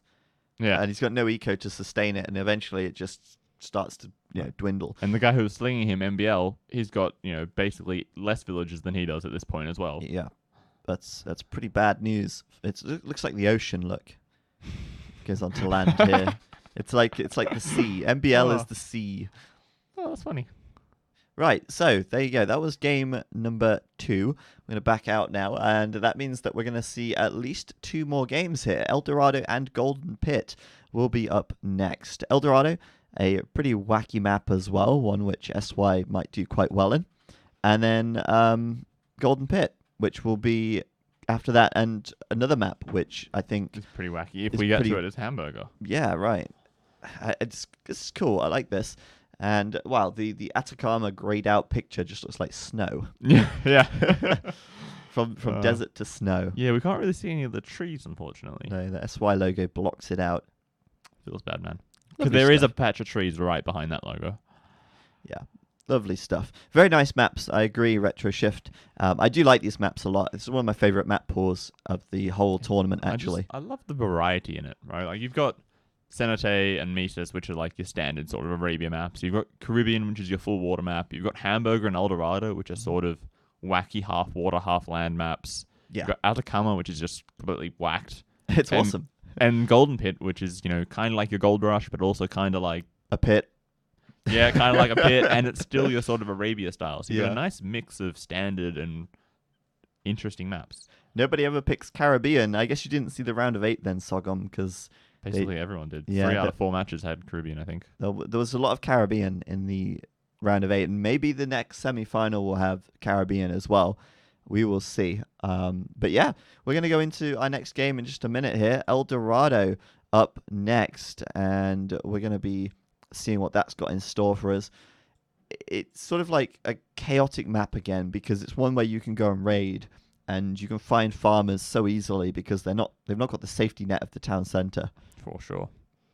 And then the teams just need to balance, how much of your, I guess, time and effort and energy and resources do you spend taking the middle, and how much do you spend taking the water? Because this is also kind of like Gold Rush. Yeah, it's a good question. Welcome to El Dorado, everyone. Game 3. One of those weirder maps in the pool as well. And speaking of pools, players start on a pool of shallows with 3 great fish marlin. 350 food in each one of these. It is a high food start. And it's incredibly fast gathering food too. Yep. So It's it kickstarts whatever build order you're doing straight to feudal age if you want to be fast. 1,050 food under the town center. That gathers as fast, if not faster, than a boar. Plus your 8 sheep. Or turkeys, Yeah, rather. 8 turkeys. And I think you only get 1 boar, though. Plus your 4 deer. And then you've got your... Do you get 1 boar? Yeah, you do get 1 boar. So it's a very high food start. And Will in the background there, I think it was Will, said something about it not decaying as well. So that's a good point, actually, because when you take a boar with 8 villagers, it's got 340 food. You only gather about 298 of that. Yeah, something like that. Because 42 of the food, with an 8 villagers gathering it, obviously the fewer villagers, the more rots away. you will actually lose quite a bit of food. And you can't just stop gathering it, right? You have to go all the way through, Yeah. so you don't lose the rot. With these fish, if you need to, you can just stop gathering it, switch to something else, and then come back to it later. Exactly. And it's still going to be there. It's 350 guaranteed food. But what's going on here? There's a lot of scouts all in one place. SY trying to fight against MBL and Nikov here. And there he is. Nikov He's in. coming in, swapping out with Hart by the looks of things. And we'll introduce the players in just a moment after we continue summing up the map. So obviously, yeah, you've got the 3 great fish marlin underneath. Then you've got the shallows, which prevents you from building farms. Or walls or anything like that, so you can't really easily wall your base either. No, they're making it pretty tough, and so you end up having like a random mill on the deer or something, and then you farm around that, which makes it very exposed to raiding. And raiding is very easy because the map's fairly open. There are some wood lines with decent amount of trees in them, but you can't easily wall at all on this map. And then, of course, around the edge, you've got water with a good number of salmon. So it's not an ocean; it's a river, and it is freshwater salmon right here. Corners, of course, giving you a few more salmon, and the edges a little less. And then in the center of the map, all of the gold and all of the stone. There's even a weird little lake that I have never actually seen on this map. With a single shorefish in it. Yeah, that's funny. Worth it. Little tiddlers there. You make some cannongallions in the middle. Oh my god! Imagine, would it be possible? Yeah, you could Can we get a dock on that? You could probably make 2 docks and That'd still be have a so little bit of cool. space for boats. Oh yeah, let's see that. Let's see some Right, boaty action. The other thing that we need to point out, the middle of the map, it's all visible. Oh yeah, always. of course. If you put the fog of war on, you can see through everyone's point of view. And look at Mr. Yo's scouting. He's got Portuguese on his team. That makes a lot of sense. You can see the middle at all times. So that's pretty nice, right? Like you always have that vision there. You can see what your opponents are up to, and it adds that extra element of strategy to it in a way. Yeah, trying to react to it. Are they going heavily in the middle of towers and stuff? Do I need to go in there and push them back? Or can I just stay at home a little bit longer, Right, exactly. keep fighting for the water, getting my economy going? Yeah.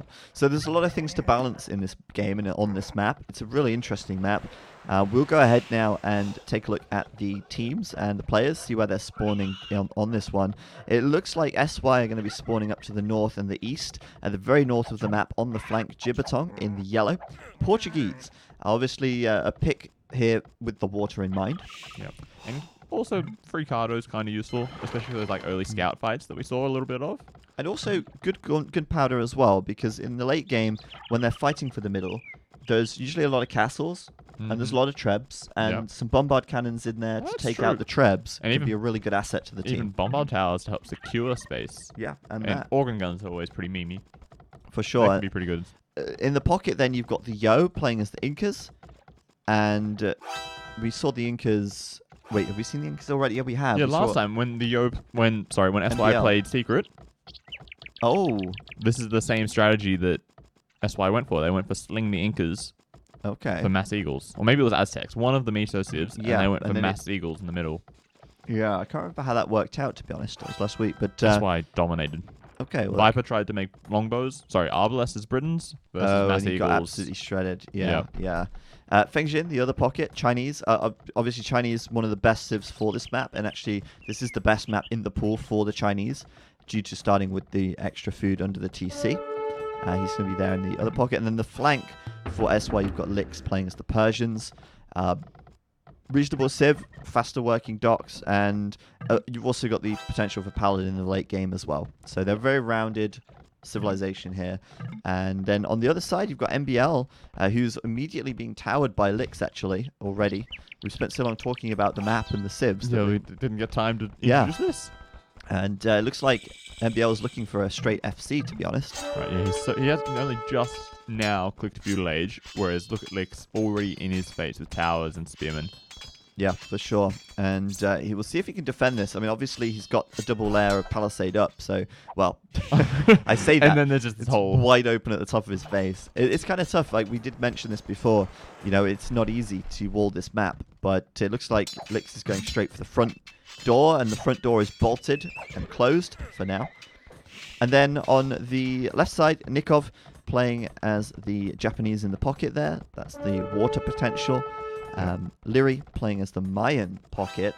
So you've got Plumed Archer and Eagle potential there as well on both sides. For sure. Eagles on both sides, I should say. And then finally on the flank, you've got Hira playing as the Chinese there. And as we said before, the Chinese, very expected. He's going for a scout rush, and we'll be seeing him trying to raid Jibatong, who is actually pretty much walled up. I'm quite impressed. Well, with the Kinda free have to be. Cardo, it's quite easy to get team walls, right? And it looks like SY is mostly team walled all the way across. That's actually a really good point. Like, sort of, you can see it on the map. Yeah, they've got this nice little snake wall going around the edge of the middle. Basically. That's very good for them, because the way they've spawned on the map, they're a little bit closer together than AM, who are kind of split into two twos. But hey, T90, thank you for the resub. 6 months, and yes, we did say salmon. There is a lot of salmon on this map. You would definitely enjoy this. Is that how you eat That's salmon? how I sound when I slurp my salmon. Oh boy. Yeah, fire galleys on the water, trying to take out those fishing ships, of course.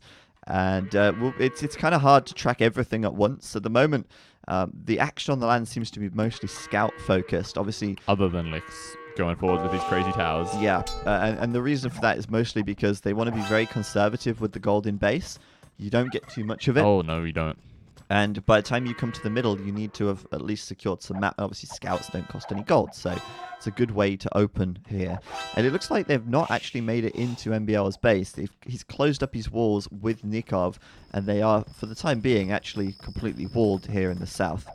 Right. I like how AM's done it. They've got two separate little team enclosures on either side. And it seems like, one player on each side is going to go for water, and then the other player is going to go for land at some stage. Yeah, it just seemed that way. And at the moment, SY on the water don't seem to be doing too well on this top side. They are running all the fishing ships away as Nikov is chasing them down with his Japanese fire galleys. Streaming that way. Mr. Yo not making anything on the water at all. Feng Jin not making anything on the water either. The only player on water at the moment is Jibatong for SY. And he is actually being met by, I think, no resistance on this left side. Oh. So it's very easy for him to take this down as well. So both sides sort of trading blows on the water quite evenly. And I think we're seeing the first move towards the middle. That's Lix with a tower on the fringe of all of that golden stone. The opposite fringe, so they're sort of preventing MBL and Nikov from getting into the middle, right? Yeah, at least He's not not- easily. Yeah, he's not defending their side, he's preventing the other side from getting in there. And once again, for the second game in a row now, Mr. Yo will be the first player up to the Castle Age, and he will be going forward with some villagers, I imagine, to build the TC and claim some of this gold and stone for himself. Obviously, he's got to be careful. It might be very wise to bring a spearman and wall these villagers in, because there are scouts out on the map, and they may very well try and stop that TC from going up. But it looks like SY are very much in command at the moment, to be honest. Yeah. They've got good map control here. They've got a good number of scouts out, and there's no contest to the Yo building this TC. But Leary is coming into the middle, building a castle of his own as the Mayans. They are to secure one side for AM, so that they can get a little bit of golden stone. Yeah, they're going to get a little bit, and it's quite a large area here, so most teams will at least have one or two players able to get something. I'm just wondering if anyone's slinging at the moment. Nikov Feng Jin is slinging somebody. is still feudal, I was going to say, but let's see. Nikov is... Slinging Oh, somebody. yeah, so I Feng Jin assume is- that was to Leary or maybe MBL. I would assume Leary though. We can have a look if we go up. Yeah, Nikov slinging to Leary and Feng Jin slinging to Yo. So the Inca's getting the sling and the Mayans are getting the sling right now. And Mr. Yo is opening with a siege workshop. Obviously, he sees that castle. Do you think he's going to try and ram rush that? I hope, or maybe just try to get up to Imp fast and then ram rush. Yeah, right. Like, he's very close to Imp already. Right. Yeah. Just 500 more food. I think this is really cool. I say 500 more food. Instantly, he gets slung 500 food. There it is. Holy crap. Jivatong just slung him 600 food as well. So we've got a double sling to Yo at this stage. Yeah, so it's not for a ram rush. It's because he needs a Castle Age building. Yeah. Meanwhile, Leary has his Castle Age building. And he's building another one. already up. And a second castle coming And down. he's just going to come in and well, he can't deny the monastery, so he can't deny that Imperial Age upgrade from Yo. But look at the timing difference here. It's critical, really. It's a minute difference, and there's going to be two castles up for Lyria. It's a lot of plumed archer production, and plumes are so much quicker to mobilize compared to the Eagle Warriors. The Eagle Warriors take a lot more upgrades, and the plumed archers here. If you've got two castles, you can always retreat back to the castles, That's and true. the Eagles never want to run under that. The big problem though with plumes is until you get elite plumed archer, you can never really take a fight. No, 'cause you don't against have Eagles, the bonus damage, right? Yeah. So early imp, it's very much gonna be, I think, Leary making trebs and staying under the shelter of his castles and trying to push with castles until he can get that 40-odd elite plume mass, and then he is basically unstoppable. But you see now Mr. Yo investing into his castle. I mean, at some point he wants to get couriers for his eagles. Probably trebs, right? But yeah, Initially trebs. He's definitely going to need a castle. The problem is, A, Lyri's going to be up first, and B, it's two castles against one. And the main thing here for Lyri is that he wants to use the castles to make plumes, and the castle here for Yo, it's really not for military. The bulk of his military is coming from his barracks, of course. Although I say that, how many barracks does he actually have? Because I only see one right now, and that to me seems a bit iffy. Maybe he's purely going for trebs just to try to take down the castle. But Right. let's be honest, Mr. Yo's imp, 22 minutes. Maybe he just doesn't think Leary's going to be up a whole minute faster than him. Right, because that's already a really fast imp for himself. Right, exactly. That is fast for him, but I'm concerned now. I don't think Mr. Yo's going to hold on here. There's two trebs already in queue, nearly completed, and he's just about to hit imp himself with a single castle. Could be big trouble, and meanwhile you've got MBL. He's got a castle in base. He's making conks, and he's going to be raiding around the map as well at the moment. Yeah, picking up fields wherever he can. If there's any places that aren't stone walled, like just a palisade wall, he can break through that in a second, get in there, start to pick off builds everywhere. Just want to point something out though. Yes. 3 players are still feudal Yep, for it's triple SY. swing. So it's a huge sling, but I'm just wondering why Mr. Yo's only just built his second barracks. He's only just researched He's Eagle only Warrior. just researching Eagle Warrior. Maybe he forgot that there was the Eagle Warrior tech and he tried to do a lead Eagle. No, he did not forget. I don't believe that. I've seen players still do it sometimes where they just oh wow. No. No. No. That's it. It's done. It's done. GG called. I mean, what an anti-hype that was. AM, I mean, what can I say, really? Mr. Yo just didn't have a chance in the middle.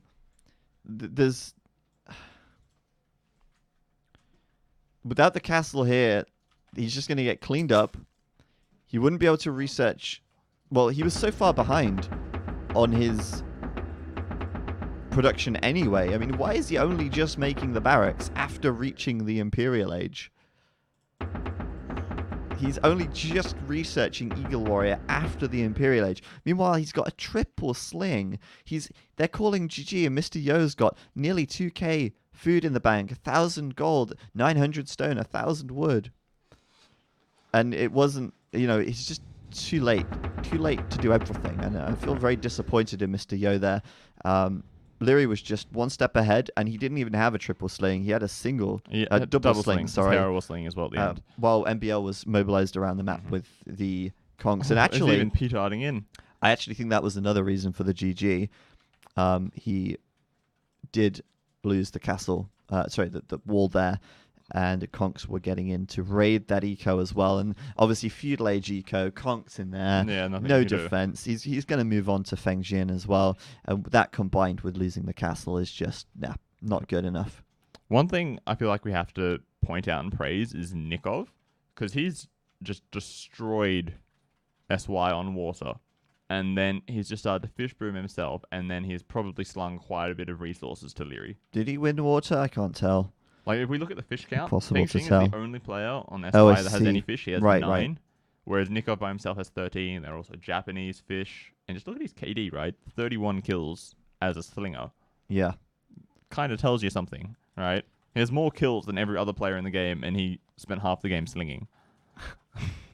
Yeah, that's funny. He did really well, actually. Yeah, that's a good point. And I mean, I think this map's interesting. It can be really interesting. I mean, we saw couple of really good games on this map. This one's just, I think it came down to how the teams decided to play it. You know, they just decided to go for that sling strat, and it's a little bit more all-in a way. But it worked in the end, and I like it a lot. So there you go. Take a quick look at the achievements here, and let's see. There we go, endgame stats. So really not a lot to look at. I mean, you already pointed out Nikov's KD. The big thing is just there. the economy, like how much resources was actually slung. Yeah, we can do that. Just Yeah. going to say Lick's losing a lot of villagers, and then there we can see the resources slung. So Yo received the most, obviously, and then Leary received Not that only much 1,000 less. less. Yeah, It's pretty close. and really it is just the. Well, I think it's just a case of getting the buildings up and being quick enough about it. I mean, how often are you triple slung? Not very often. Not often. So I think Mr. Yo probably had the mindset of, okay, a regular sling, I'll probably be building my barracks around now, and it kind of all just happened that much faster. Well, to be honest, I don't think having the faster barracks really would have changed much, because he still would have lost the castle. The conks still would have gotten in. The conks, yes, but having the faster Imperial type, he could have been up before Leary if he'd have actually had his monastery and his siege workshop up. But he didn't. So I don't know. He was just a lot slower in general. And, of course, that did put AM ahead there. Quite a quick game, really. Look at the timeline. It's basically mostly dead flat. It's like 8 pool noodles just flopping around in the wind. But, yeah, that's it for game number 4. What was that? Game 3. That was game 3. Sorry. We are on game number 4. When the next game starts, can we just turn down the game sound just a little bit? Oh, sure, we can, yeah. I didn't realize it was a problem. Is it too loud? That's no problem. Fix that nice and easy. And then we're going into Golden Pit, the Gold Rush-like map, where instead of a hill in the middle, there's a pit. It's a pit. And the gold's like much this more map. spread out. Yeah. Right? Like, It's not as all-in as Gold Rush tends to be, where Gold you win Rush- the middle and you win or you lose most of the time. yeah, Gold Rush can be quite unfair sometimes. Like, the gold can kind of spawn quite heavily to one side, whereas on this map, the gold is much more evenly spaced. I'm going to turn down the game sound slightly then. And, well, maybe that's enough. We'll see. Let us know. Yep. If the game sounds too loud, we can adjust it further. We're going in to game number 4. AM currently leading 2-1. And it's now on SY to bring it back, because this is now match point. If AM win this, they will be through to the grand finals, and they'll be facing the winner of the other semi, which is coming up straight after this one. So make sure you don't go anywhere at the end of this series, because there is another series still to go to determine. Another best of 5 right after. Exactly. And the winner of that will meet the winner of this series in the grand final, which will be streaming here on Monday at 17 GMT. But yeah, let's go ahead and get into Golden Pit. I almost said Gold Rush here, because we were just talking about Gold Rush. It's almost a Gold Rush. It's almost a Gold Rush. As you can see, there is a pit in the middle of the map, and it has got gold, as the name might sort of suggest. Imply to you, yeah. Perhaps. And yeah, it's like we were just saying, a lot better than Gold Rush, because it does have much more sort of spread out gold, and it's not all visible. So Yeah. don't Don't you're get that okay. in your head from last game. So we'll see if SY can even this up. Around the edge of the map as well, you've got your standard resources, and you've got these kind of more open wood lines as well, I feel. Gold Rush tends to have much more closed wood lines. Well, it's either incredibly closed or incredibly open. There's no sort of middle ground. Yeah. Whereas this is almost always the middle ground. You can wall it if you want to, Exactly. but it needs a little bit more effort than your average game. It's a little bit more, like, the trees are a bit more Arabia-like rather than Black Forest-like. Yeah. Which is kind of what Gold Rush is going on with the tree spawns around the TCs. So we'll go around, introduce the players and teams. Let's figure out where we are. Leary then. Sorry, no, the pocket. MBL even will be on the flank, left flank. And he'll be at the northwest. Portuguese flank. So Portuguese coming out here on Golden Pit. Do you think there's a reason for that? What's the? I mean, they have to take. They have to use them at some point, Right. And maybe they're thinking just, free card on this map, try to do some early aggression before the walls are up. Maybe. And then the final map is Hamburger. Portuguese is kind of useful on either map, I guess. But I feel like Portuguese are also, they're good in both flank and pocket. Yeah. They've got bloodlines, they've got fully upgraded Cavaliers and Imperial Age. They can do cav from pocket. I mean, I feel like a lot of people rag on the Portuguese, but I don't think they're that bad. Right, it's very much just there's nothing special about them. They're just an all-round okay civ. Yeah, exactly. You never know. You could see some kind of monk siege push as well. Right, yeah. Like, that's the options are there. In the late game, obviously, the gunpowder is where their strengths lie. We'll see if that comes into play if we get that far. It could also just wall and sling. I mean, we saw that last or they game can do as well. Arbalest, man and arm into archers. That's also fine. They can sort of do whatever they want in any position, just not amazingly well. Right? They can just do it okay. Yeah, pretty good. By the way, is that a hole in NBL's wall? Yes, it is. Right there, yeah. That's a hole. You should spot that, right? Yeah, his villager just walks through it. Yeah, Yeah, there you go. there we are. So he's on the flank, and he's quite far away from his pocket. His pocket is Leary. He's got Ethiopian pocket, which, meh. It's not ideal. Rather not have them in the pocket. Typically wanting to go archers, of course. So we'll see if he goes sort of forward with the rangers. Maybe he builds them out here and then can reinforce a bit faster. But NBL's doing a good job of walling up really early. And that's going to be important for this game due to A, his position, and B, the fact he's got Ethiopian pocket. Here is the other pocket as Slavs. That's a pretty good pocket. Very good. Solid reasonable eco, civ. good cav. And a civ which is picked on Gold Rush when we had that in the pool as well. So Yeah, that's Again. true. They're also incredibly good if they need to sling for Yeah. some reason. for some reason. Well, some reason. What? For some reason they're good at slinging, or for No, some for some reason they you want might want to sling, 'Cause yeah. I was going to say, isn't it pretty obvious why they're okay at slinging? no, it's obvious. Their farm bonus is Right. insane. That's why they're good at slinging. Yeah, they just happen to be good at slinging. I'm not sure how, Yeah, but it's yeah. A strange coincidence. People sling with them a lot, and they're good at it. Oh, yeah, what a Weird. fascinating one. Yeah. Nikov then on the flank. It's taking a while to get around here, but that's fine. They're still in the Dark Age, playing as the Huns. And Huns are Huns. So then on the flank. The plank. Walk the plank, me hearties. Yes, against Nikov, Gibatong, Magyars. Interesting civ, really. I mean, I think Magyars are strong if you don't have to worry about your eco too much. And yeah, I mean, it's...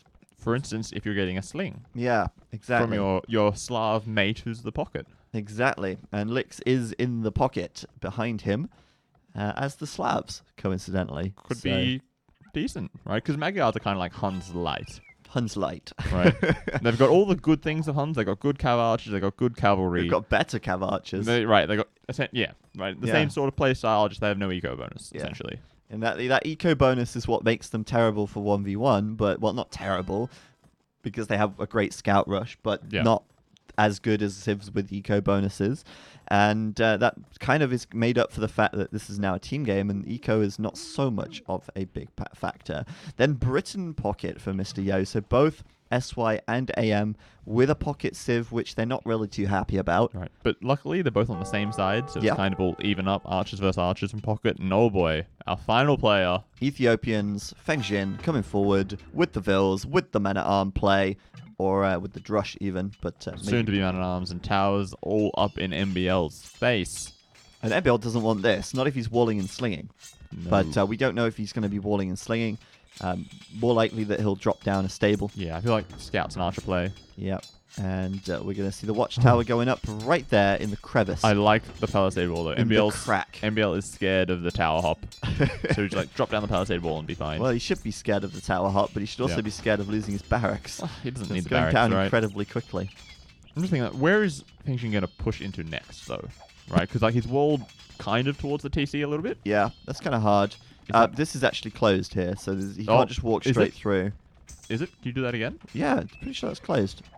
Oh, wait, no, it's not. No, no, it's Lol. not. I'm checking with the wall, and I still think it's right. closed. Like, because I was looking Come at, like, on. I thought that was closed as well. I'm like, yeah, Yeah, fine. that's a Okay, he's hole. going to get there, and there's That's nowhere a to hole. go. But Ice, flow, nowhere to go. so Ice, MBL has flow. what? Berries, He's- wood, and stone in that one If little he goes, spot. well, if he goes in here, he might not see it himself. I mean, we can't see it. Maybe- What's to say he can? Oh no, I think he sees it. I think he sees Ah! it. Oh, MBL it's too late. Mibble, Mibble. no. Not like this. Oh god. Oh shit, that's not good. Abandon ship, Yep. Deadville, Instantly. and delete the tower. Get out. Yeah. Oh no. Yeah, that happens. I mean, how you can't blame him, Okay. really. Let's take a look at MBL. He Ouch. has no food income at the moment. Nope. How is he supposed to make scouts? He's Q3. How is he supposed to make villages? He can't make any more.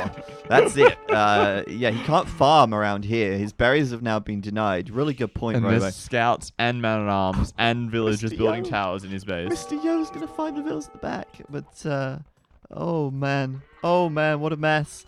He's desperately trying to get that tower up, but look at Fengjin's tower.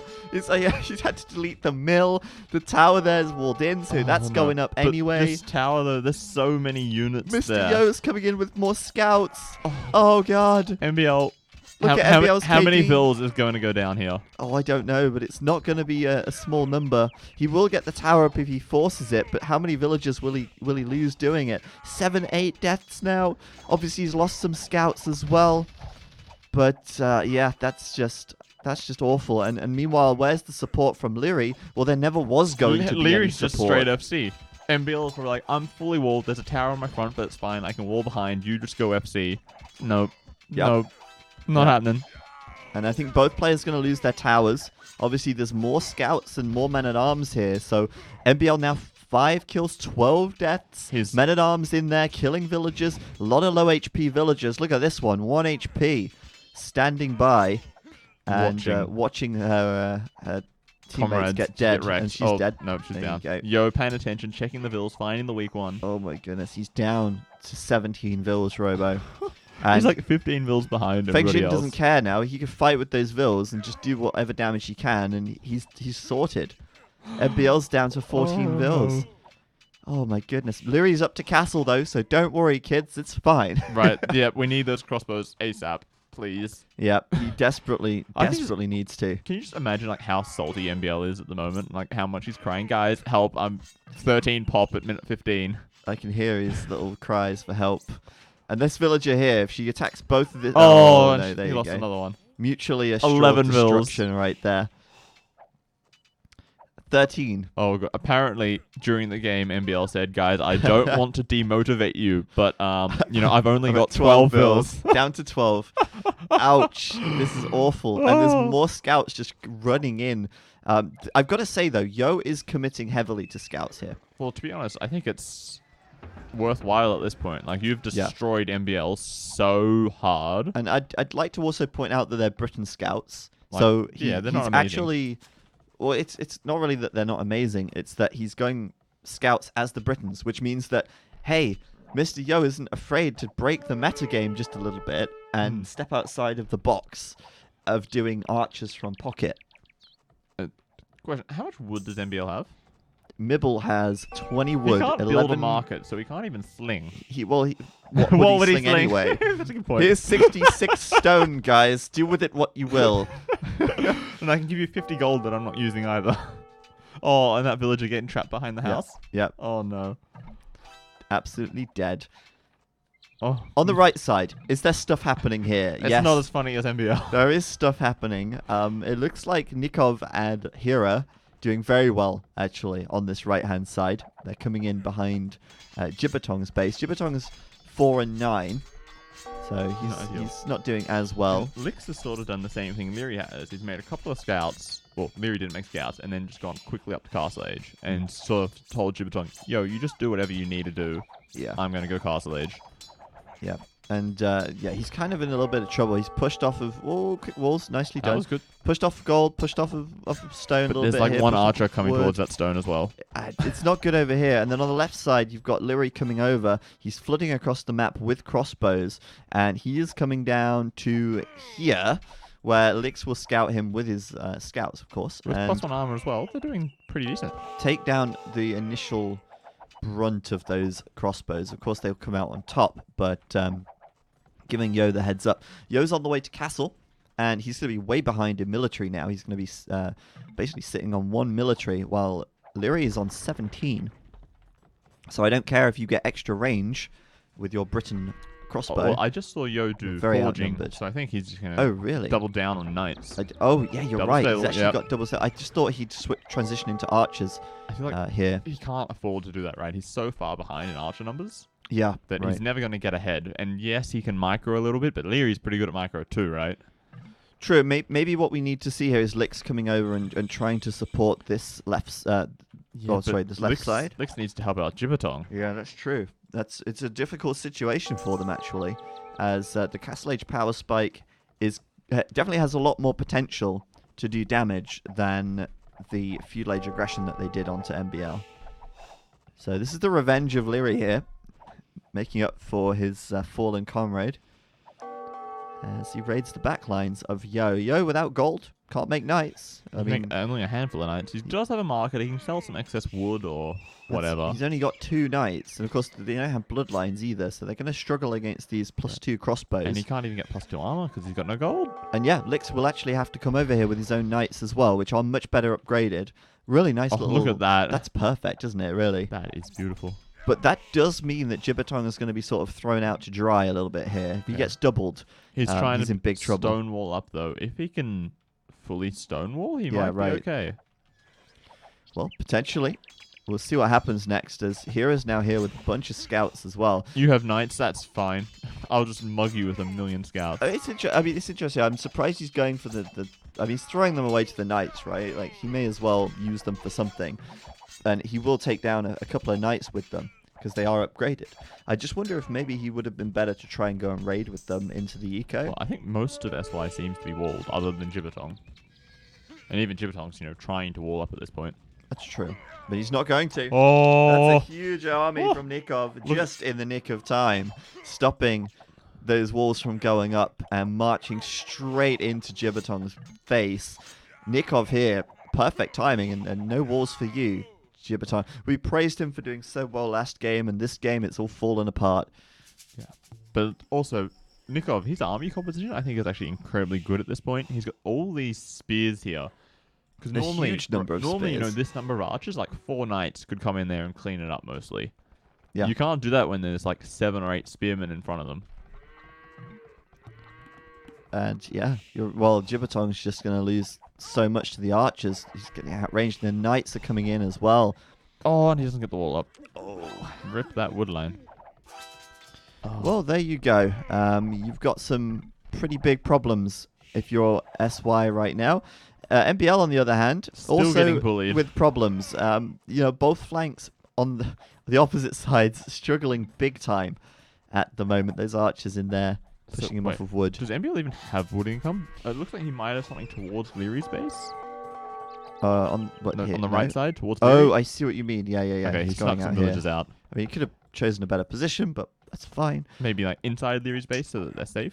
Yeah, or I don't know, against the wood line here rather than on the edge of it here, which is really inefficient. But I guess in the heat of the moment, other things to worry about.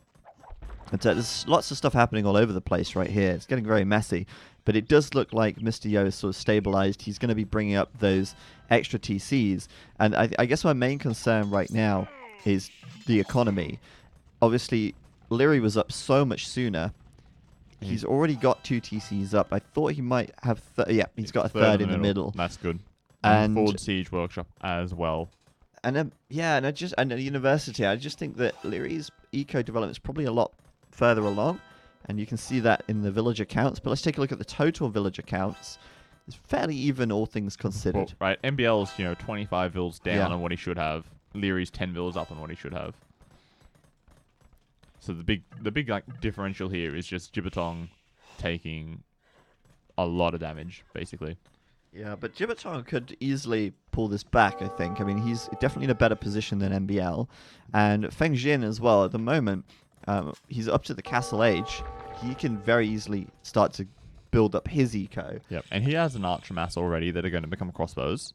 Yeah. Ethiopian crossbows, by the way. Pretty good. Where are they, actually? They're. I think they might have all gone they're home. there. Yep. Okay. They snuck away waiting for the upgrades. So really, it's Nikov and Leary, the star of the show for AM at the moment, while Lix and the other pocket, Mr. Yo, are trying to do their best to start to get some map control. But I do feel like this is less than ideal. I mean, you've got your Slav player making knights, but you've got your Britain player also making knights. It feels weird to me. It feels icky.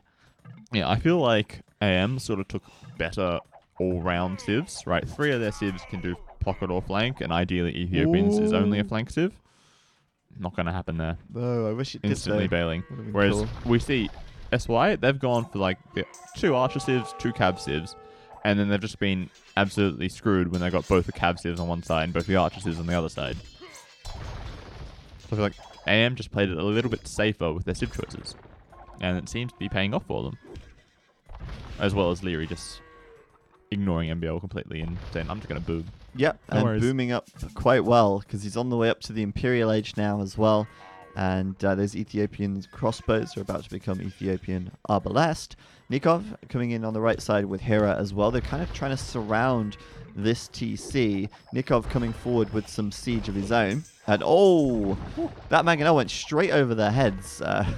Bit of a misplaced Mangonel shot there as Nikov now switches into Cav Archer. So we have Cav Archer and Knights, which is categorically stronger than Pure Knights. Crossbow and Knights. There aren't even any crossbows. It's just Knights at this point. What? There's no crossbows. Like, Gibatong has no army. Oh, I'm just talking about the army comp of AM with the crossbows here. Oh, but right, yeah, I right. see So, what yeah, you mean. improving his army comp. Yeah, Yes, yeah. for sure. But you're right. I mean, there aren't any crossbows on the other side, which is better than only Knights as well. So, But Good Beijing's points. here bullying Oh, boy. MBL again. MBL's not getting a break, is he? I think at this point it's a waste to attack MBL, right? Like, he's so dead. You'd be better off trying to raid Leary or Yeah. be useful in the middle of the map capturing gold control. I do wonder about that, actually. I mean, MBL, 33 vills, you're right. Like, he's very dead. What can he really do? Like, obviously he's going to do a little bit of slinging, but, you know, you're just sacrificing your army to, you know, kill 5 or 10 vills from the guy who's not doing much anyway. Oh, and Lix, he's found something quite juicy here. And there's nothing in sight I feel to like stop it. No, wow, look at this. Mr. Yo as well dropping a castle right in front of Leary's TC. It looks like SY really mobilizing now to try and take map control. And maybe this is the plan. Mr. Yo using his knights for now and then transitions into some longbows perhaps. But Lix will take down that town center. They'll kill a few villagers as well. And now they'll push up this hill into Leary's crossbow, which are about to become arbalest. But they're in a but pretty there's so bad many position. of them. Exactly. There's so many knights all over them. It's perfect. I feel like Lix kind of probably lost his TC to Nikov's push, and so he's just sort of gone for the counter raid. Yeah, they did lose Yep. that down there in the south. So they've gone for that push, and that TC there going to go down to the castle. And honestly, this is just like perfect timing. Because like Leary's yeah. just hit Imp, and they've just killed a lot of his crossbows. They've killed a lot of his eco in the middle. They've pushed back Hera's eco in the middle as well. And they're going to deny the castle as well there, which is lovely. Yeah. Hera, though, about to be Imp himself, so Cavalier will be coming in for the slab player. And then we'll see a lot more sort of siege out of him, I imagine. And Nikov's also looking pretty scary as well, getting up there with a lot more Cav Archer. Good number of siege units, a little bit of monk action, a little bit of crossbow, a little bit of pike. He's sort of a jack of all trades, really, isn't he? Just doing whatever the team needs him to do. And like we still see Feng Why are you sending Mangonels at MBL's base? Like, Yeah, he's very determined to just finish him off, I feel isn't like he? he's just like too focused on killing MBL, right? Like, there's 2 guys in Imperial Age in the middle of the map Yeah. where all the gold is. Like, maybe we should concentrate on that. And he's going to get cleaned up by these 5 knights. You're right, a handful of Anyway, knights. Yeah, yeah. Such a waste. Well, it feels a bit like a waste. I think that maybe he's just thinking, you know what? If we kill MBL, maybe they'll resign. I can kill this guy. I can do it, guys. Just let me do it. I can understand where he's coming from. The satisfaction of killing another player and removing them from the game. In a team game, it just so rarely happens. Well, and Kinda there's want that. also a thing where you try to tilt someone into resigning. Yeah, right? that's Like, if true. MBL goes down to 5 villages, maybe he'll just, you know, rage quit. It's Perhaps. a possibility. You never know. I don't think MBL would. I think I think he would listen to the team and say, okay, you guys seem to be doing pretty well. Yeah. No worries. But that is the nature of team games as well. There's so many games where you kind of have to sacrifice yourself so the team can win. You might get doubled, tripled, quadrupled, and you just have to take it. But look at this. Lix with a huge raid onto Hero right now, killing so many villagers, forcing so many to go idle. And Hero's just hit the Imperial Age. I don't see where his army is right now. Oh, there it is. It's coming back.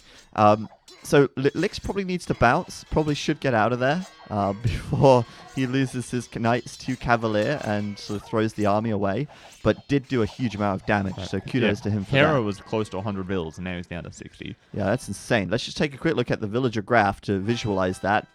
Mm-hmm. Oh, yeah.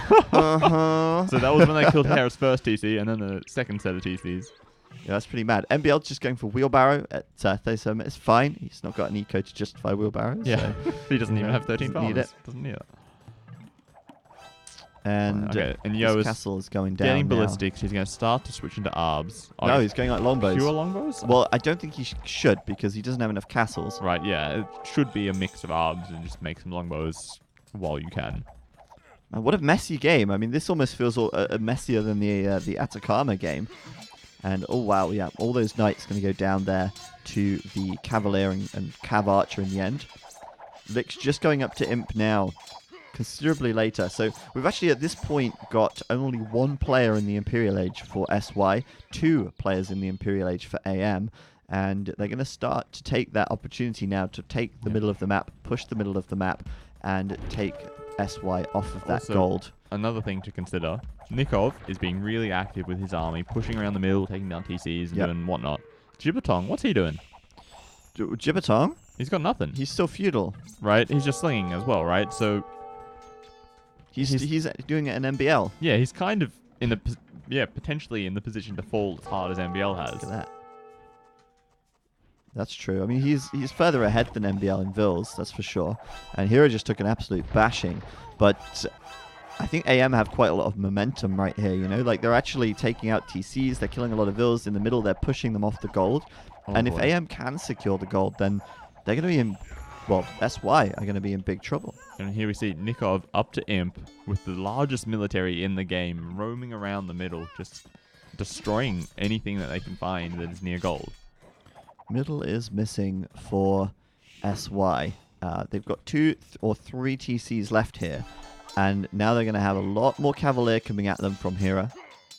They're going to have more Trebs coming in from Leary. And they're going to have a lot of Arbalest picking those villagers off as they try to run. I think this is where SY lose the middle of the map. And if they're not able to get gold quickly, then that's it for them. I mean, they are transitioning into trade. But it's you so don't want to slow. be trading on this map when there is so much gold in the middle.